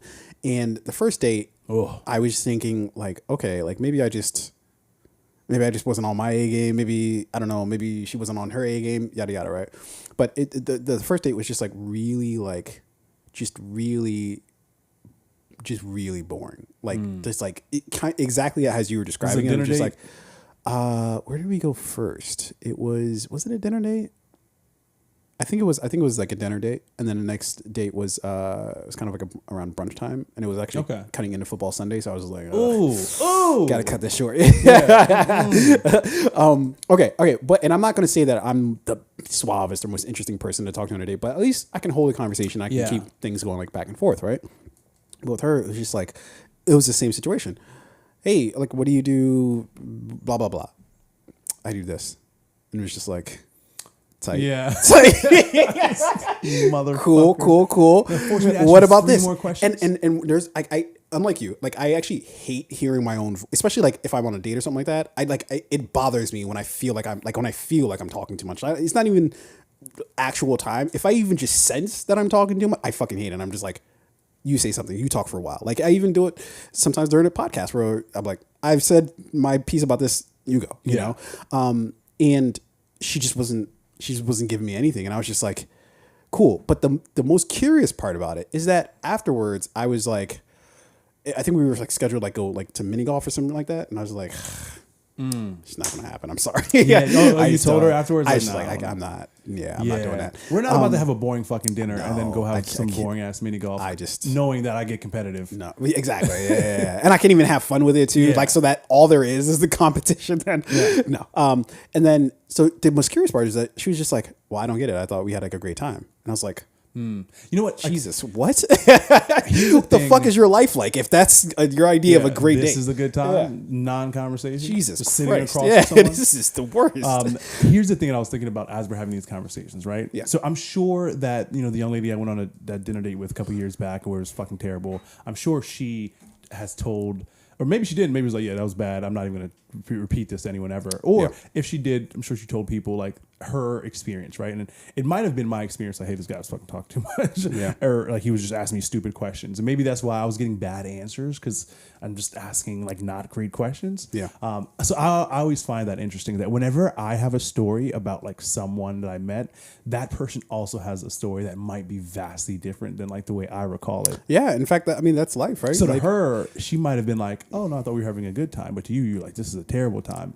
No, yeah, like she was like vehemently like, well, I don't get like, and then she also had to think of like, well, I don't understand why you went on 2 dates with me if you didn't want to like. I'm like, I don't know, motherfucker. Like, I just, like it was clap. Let's be real. Well, honestly, no, not even. Like, it was just like it was like it was the truth of the matter was. It was at a point in my life where I feel like I wasn't like really like getting out there as probably as much as I should have been. And so I feel like I was just like, all right, here's somebody who, at least showed some interest in me. And I'm like, all right, cool, fine. Like, let's go on a date, whatever. And I was like, you know what I would ordinarily do is just like kind of not necessarily ghost, but just like, all right, yeah, this isn't what I'm looking for. I was like, let me give this one more shot. Just like, just to make sure that, it was just an off night. It was a weird thing, whatever. Just like, because I feel like so much of life is lived on first impressions and just like first reactions, like reactionary stuff of just like, I felt this thing when I was kind of half drunk and I'm just going to hold on to that for the rest of the time. And, that's what this thing is. Yeah. And it's like, I don't fucking know that. Like, like who knows? Like, on any given day between me and my significant other, like, if we were to hold this as like our only impression of one another, we'd probably be like, nah, this is stupid. Like, but we give each other, the benefit of the doubt and like chances to be like, all right, like we didn't give it our best effort the other night, but we can do better, And so I don't know. It was one of those situations, and she was like really fucking like mad about it, of just like, well, I just don't understand. Like, I don't, and I had a great time. I'm like, I don't know what to tell you here. Like, and I'm not trying, there was probably some dates where, just like you said, like there's flip sides to every story, right? Well, that whole I had a great time. Fuck that shit. We need to have a good time, like, and if one person isn't having a great time. But I think that's why we're always the heroes of our own stories, right? So we're always looking at it from our perspective. So it's very easy to look at it and be like, oh, like we had a good time, but the other person can be fucking miserable, right? Or we had a terrible time and the other person is, having somehow the time of their life, right? Yeah. Like we always look at it from our own perspective. And so it's like, I didn't blame her, but at the same time, I was just like, if that's your idea of like a good date, you just need to like have better dates. Yeah. Like, or like, we just have different ideas of like how this thing should have been. Usually I'm pretty like, I try to do things down the middle. No, she just needs to upgrade what she believes is. And I do think it's fair to sometimes tell, like, be like, you need to step your shit up. Yeah. I was present on this date. I mean, come on. Like, and we have, obviously we hold a fucking podcast together. So like we always have like conversations and like, we're out at so many functions together, just like chopping it up. Yeah. And it's like me being out at a function and just like kind of just sitting there and then you're talking and I'm just like, nope. Cool.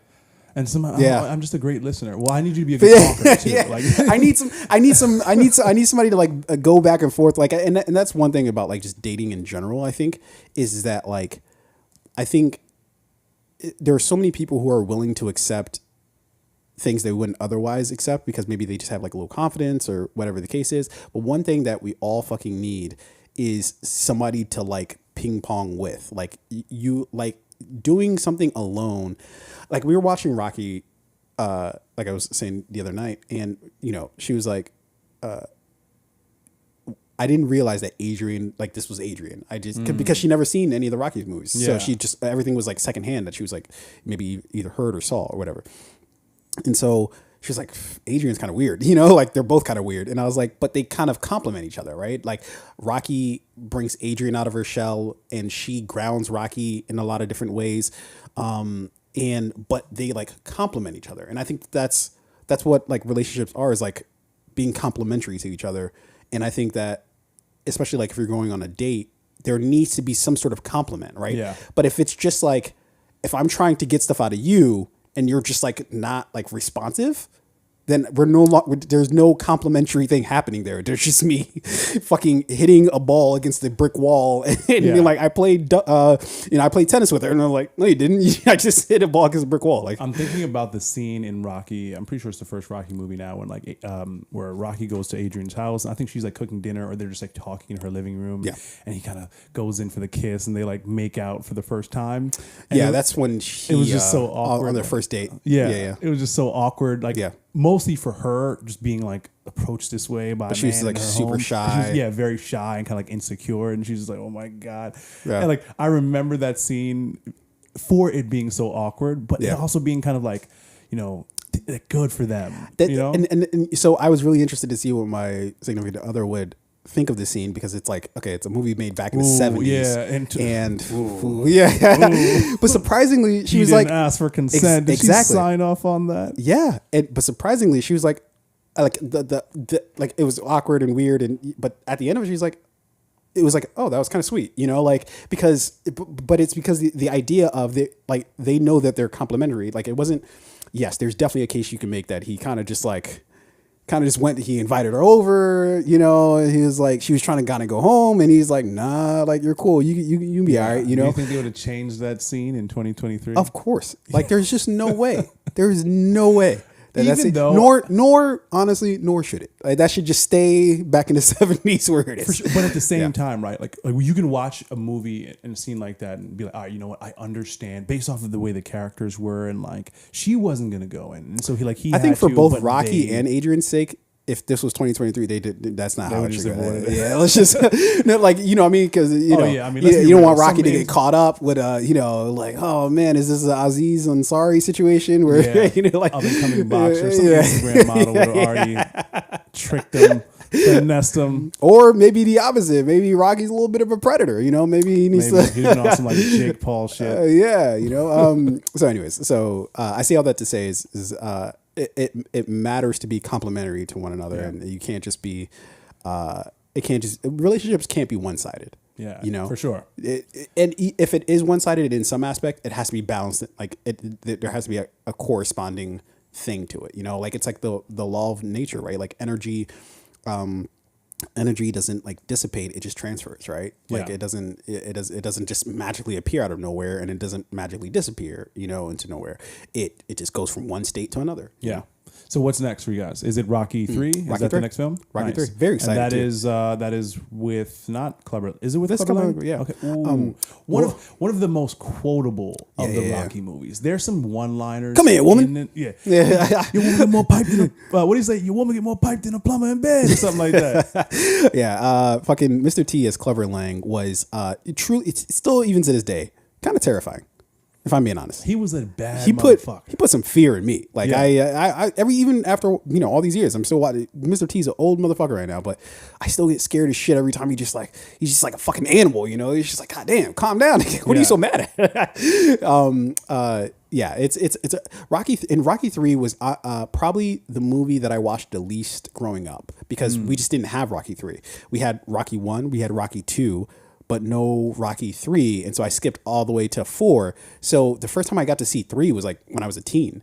And I was just like, God damn, this shit kind of slaps. But I would argue it's probably, after rewatching 2, we just literally watched it last night.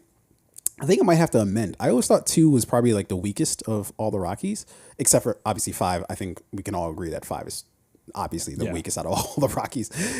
Even to some degree, Rocky Balboa, like those are kind of like neck and neck of just like you could probably have done without these. But I always thought that Rocky 2 of the Rockies that we take seriously, that Rocky 2 was probably the least of them. But I might have to amend that. I think Rocky 2, you have to be at a certain point in life to enjoy it.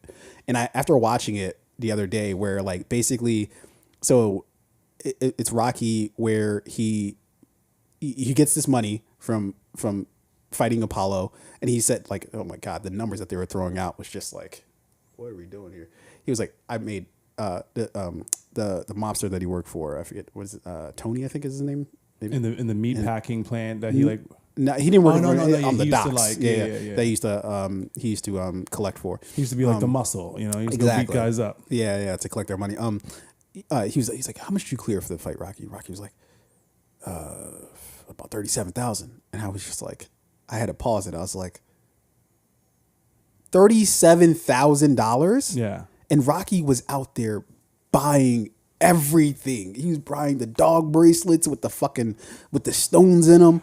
He bought the whip. The dog did live a beautiful life. Bubkiss or Butkiss. That was the name?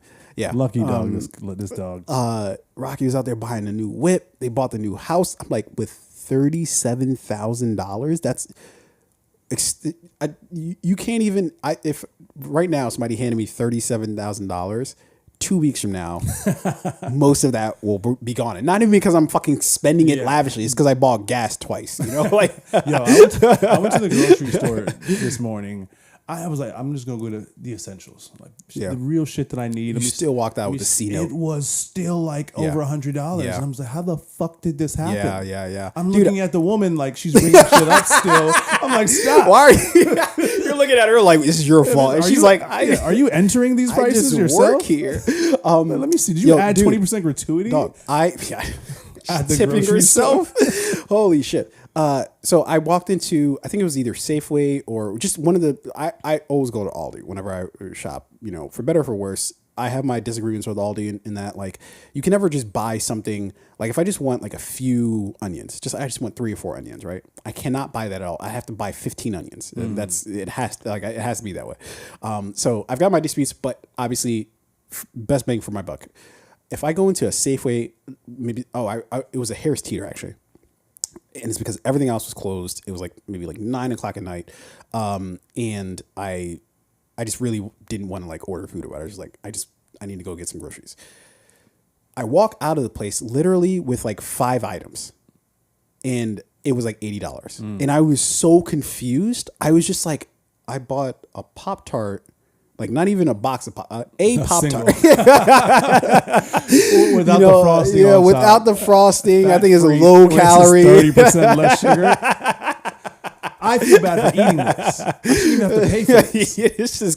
I'm eating a cardboard box. Is essentially like what I'm eating. I'm eating the packaging that the Pop-Tart should come in. Sliver of strawberry jam in there. It's not even made of real strawberries. It's not even just paste.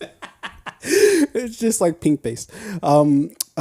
But I walked out of there and I was just like, my brain just couldn't understand, for one, how do people do this on a regular basis? And then 2, what the actual fuck? Like, this is criminal. Like, this is a crime. Like, I literally remember when I was a kid, I remember my brother being so fucking pissed at me because, so he had this is when I was a teenager and obviously just doing my teenager shit. And he's like a working adult and he was just so fucking mad that I did this. He was like, he came and picked me up from work one day. I used to work at a bagel shop, Bagel Bin. I don't know if you remember that, but yeah, I remember. So after work one day, I went to there's a Giant that's right across the sidewalk from Bagel Bin, and I just got all these fucking like snacks and shit like that, and I just dropped like maybe like $60, but I had like 5 bags, and he's like fucking spending money on all this fucking junk food and shit. What the fuck? And I'm like, I don't know what you want me to do. You know, I'm living the life right now.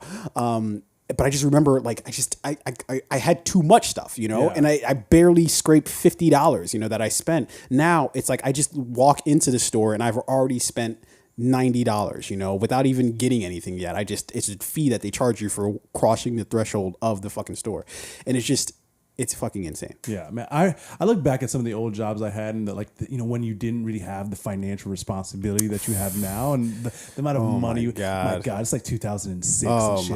I'm working at X retail store. I don't want a lawsuit. I don't know if statute of limitations has absolved me of my crimes. They're listening yet. right now.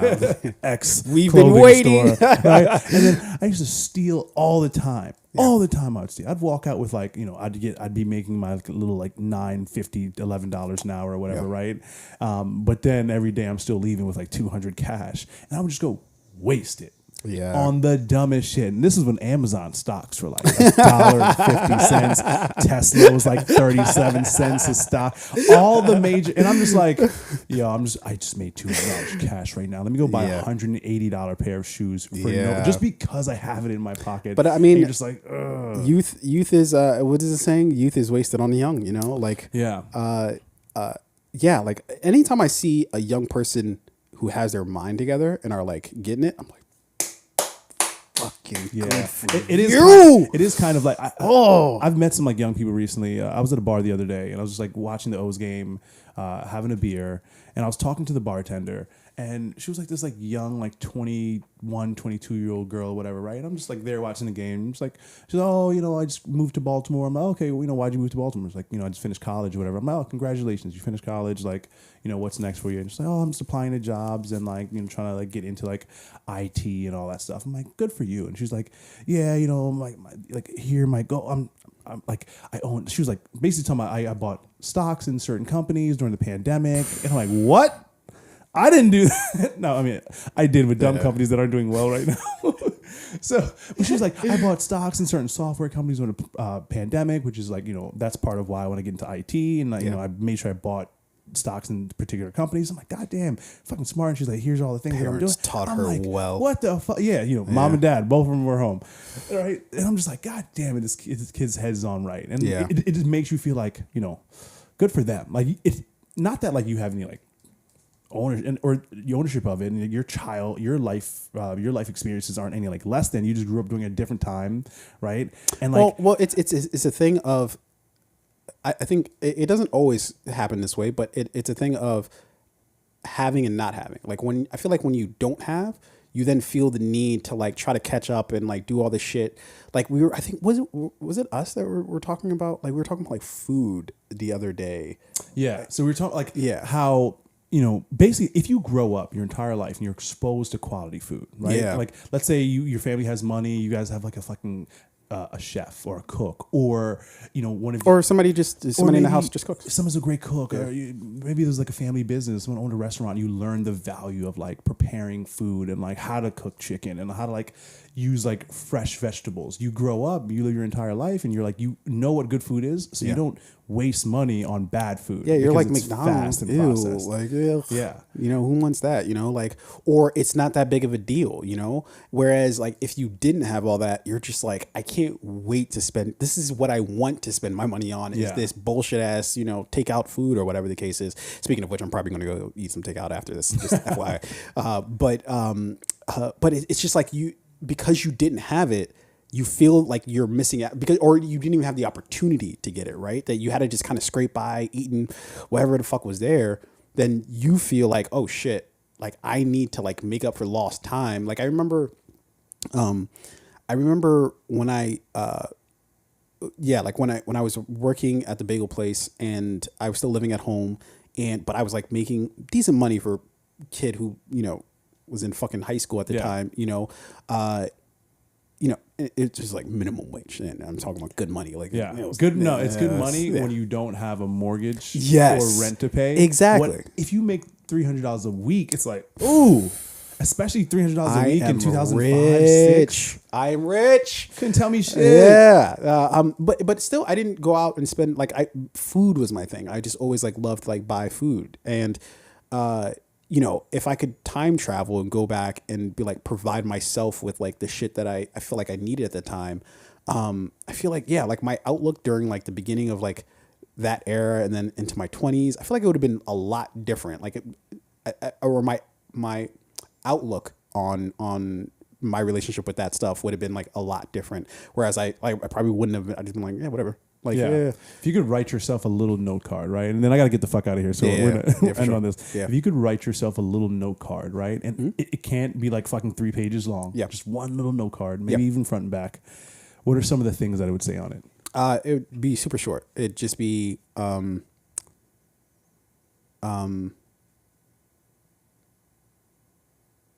operate with fear. That's it. Fucking vague for 16-year-old Tunde. Like, okay. No, but I think that message would have been, because I would, even me as a teenager, I would have understood exactly what the assignment was. Like I get it, because I let fear take so much from me when I was like actively like, oh, I'm not gonna do this because I'm afraid to. I'm not gonna approach this girl because I'm afraid to. Like, I'm not gonna try out for this sport because I'm afraid to. I'm not gonna. Like, it's just, by the time you fucking spend all this time worrying about fear, but like, oh, what's, what other people going to think? You've wasted half your fucking life, dude. Like, and it follows you. It doesn't just stay in that moment. You learned, this is going to be a part of like a project that I'm working on in the future, but you know, you learn very specific lessons in life, you know, from things that from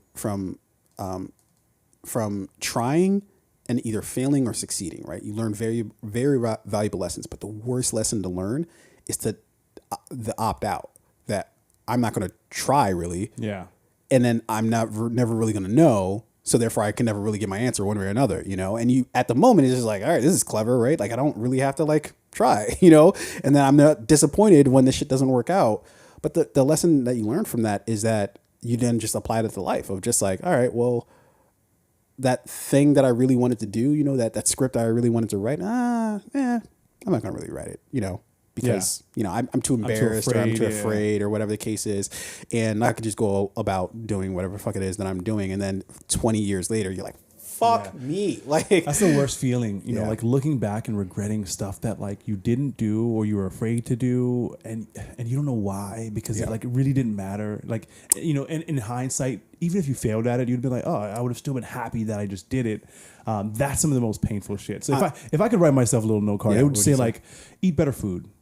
Like learn how to cook from your mom. Like spend more time in the kitchen with mom, learning how to cook the food that she makes. Because one day she's gonna pass, and that incredible food that I've like loved my entire life, I'm not gonna get that from mom anymore. Yeah. So like learn how to do it. Yeah. Listen to better music. Explore shit. Don't just be listening to like the same things that you're used to listening to, or that you taught, or you're told that you should be listening to. Because like you're a young black kid and it's like just hip hop. Explore more music. Now, how would you have? How do you think you would have received that in that the pressures and the reason like from like, you know, other people that you know? Because one of my biggest regrets was, you know, there was somebody that I really fucking liked, but she was white, and I couldn't get it out of my head when I was a kid, like, or a teen at that point, like, what would all my friends think if I'm dating somebody who's white? I never gave a fuck. I was the first in my friend. No, I know. Fucking white girls. Obviously, got that out the window. obviously, I'm not saying that specific thing for you. Yeah. But what I'm saying is for like, so how you're talking about the music, like imagine like fucking pulling up to a light, you know, you just got your license like 3 weeks ago, bumping your music and it's fucking like, I'm gonna use this silly, like the Backstreet Boys or something. Yeah. I just like this track from the Backstreet Boys. I fuck with it, you know? Could you have done that when you're fucking like, I mean, I would have told 16. I would have told myself to like, hey, there's this thing called like house music, or there's this thing called jazz. Like, explore it a little bit. No, okay, I'm sure there's music that isn't like cool, right? Because I would like alternative rock and like, you know, exactly shit that we weren't supposed to really be listening to because we're young black, whatever, right? We're only supposed to be listening to rap and R&B. That's it. That's your only two songs. For sure. I mean, like there are a lot of bands like, you know, growing up. Like I used to watch MTV every morning, music videos, like as I'm like getting ready for school, right? And then like I'd hear all fucking types of music, and I do really like. I really enjoyed that. That's like one of like my favorite memories of my childhood. Just like in my room, getting ready for school in the morning, MTV, you know, like the music videos are on, and you're fucking hearing everything. Ludacris, you know, like stand up, right? Yeah. And you might have like Evanescence on there, like, you know, or you might have like Dashboard Confessionals, Panic at the Disco, Juvenile, Lil Wayne and the Hot Boys, you know, like you might have a little bit of everything on there. So like your music taste, and like I feel we grew up in like a really diverse area, so like you're hearing different kinds of music regardless. That is true, yeah. But I do wish that I would have like made an effort to like explore just a little bit more. Like, but do you think you would have been receptive to it given the pressures around you to be like the opposite? I don't think I've ever really like minded that, like being very different than like my like friend group or like doing different things, right? Like I remember in high school, and this is like a legit thing. I was dating this Asian girl at one point. I'm like, I think I'm like a sophomore. Yeah. And then everybody was making fun of me, like, oh, you fucking with Asian? Like I remember some of the girls would come up to me like, oh, you fucking with Asian girls? Like, I can't do that anymore. And like, you know, like, obviously there's like some like racial fucking insults and stuff like that in there. Yeah. But I just remember being like, yo, I don't give a fuck. Like, I remember being like dating a white girl for the first time, and in my friend group, everybody was just like, yo, like, what are you doing? Like, you're dating a white girl? That's like, no, we don't really do that. And then the black girls were mad at me. Like, I remember one girl came up to me, she was like, I heard you're dating white girls. Yeah. You're done. Like, or some shit like that, and just like walked away. And I'm like a junior in high school. It's not that big of a deal. I'm still gonna clap. Like, I'm not gonna turn away pussy just because you don't like it. But I do, again, it would have been like, listen to better music, eat better food, learn to cook from your mom, read more books, you know, like learn about money. right? Not just like how to make it. Yeah, but now it feels like an adult just trying to preach to a kid. No, but I mean, that is true, right? But it's also like the money. If you learn about money, then no. Like everything you're saying obviously valid, right? What I'm saying is, I'm trying to say the thing that like 14-year-old me would have responded to. I feel like if I would have just been like better with money, I'd have been like, yeah, I'm not gonna be like start a business. I'm like just learn it, right? Yeah. Pay attention in like the class, like economics class, you know, in like money. Pay attention to money because it's a very important thing. But for the most part, it's gonna be like happy stuff, like positive things, like. Open your mind up to watch different movies other than the shit that you're like told you should watch. You know what I mean? Yeah. Listen to better music, eat better food. Yeah. I think appreciate Godfather. Yeah. That's what I would, that's what I still think it's overrated. That's what I would have told my younger self. Yeah. Going back in the past and trying to correct your younger self, I think it's the reason why we have this, or it's my theory that the whole idea of like a multiverse is kind of born in this sort of romantic idea of if I could have, know, that's or what the I whole should movie have. Flash was about. Yeah, and I think that's it's a very powerful thing, this idea of going back and maintaining things. But I think what it does is blind us to what we can do right now. For sure, of the moment, because 20 years from now, me is going to be, damn, when I was 30 something, damn, if only I would have done, and I'm trying to correct that idea of just like, well, let me just do that shit now. Like, the reason I asked that question is because I was watching Flash yesterday, right? And the whole premise of the movie was him going back in time to change the events of things that happened. Yeah. And that he meets a younger version of himself, and he's like, I don't like you. Like, you're actually really annoying. Like, I see what people today have to deal with me. Like, you talk too much, you're annoying, you don't listen, you're selfish, blah, blah, blah, right? And then he's trying to pass this knowledge on to his younger self, and he's like, he realizes that like this is not, I can't do it. I can't do this, right? I just have to go back to my timeline and maybe just appreciate the shit more that I have there, because I can't really, sort of. I would argue he still kind of fucks shit up. But he was trying to and he kept making mistakes, and then you have to undo this mistake, and it was just like a snowball effect for him. Yeah. But the whole point of like that question was, and this I was listening to a podcast something last week, and it kind of like it was about this premise, like whatever note you would tell your past self, you can still do those things in the future. Yeah. And like that, and then that's the big like aha moment where it's like, fuck, listen to better music, eat better food, learn to cook with mom. Like I still have that time. I can still do those things. Yeah. Right? Yeah. But that's, I think, why my note to myself is like the thing that I just operate with no fear, and that's not saying that you can't be afraid, but it is saying that you can't let fear take the wheel, Yeah. And I think that of all the problems that I've ever had in my life, I think that's the one that if I corrected that like a lot early in life, I feel like I would have had a far more success, but also I feel like I would have enjoyed life a lot more, in that case. Yeah, I mean, and it's all hindsight, There's going to be more movies about these. We're going to have more conversations about these things anyway. Yeah. All right, let's get the fuck out of here.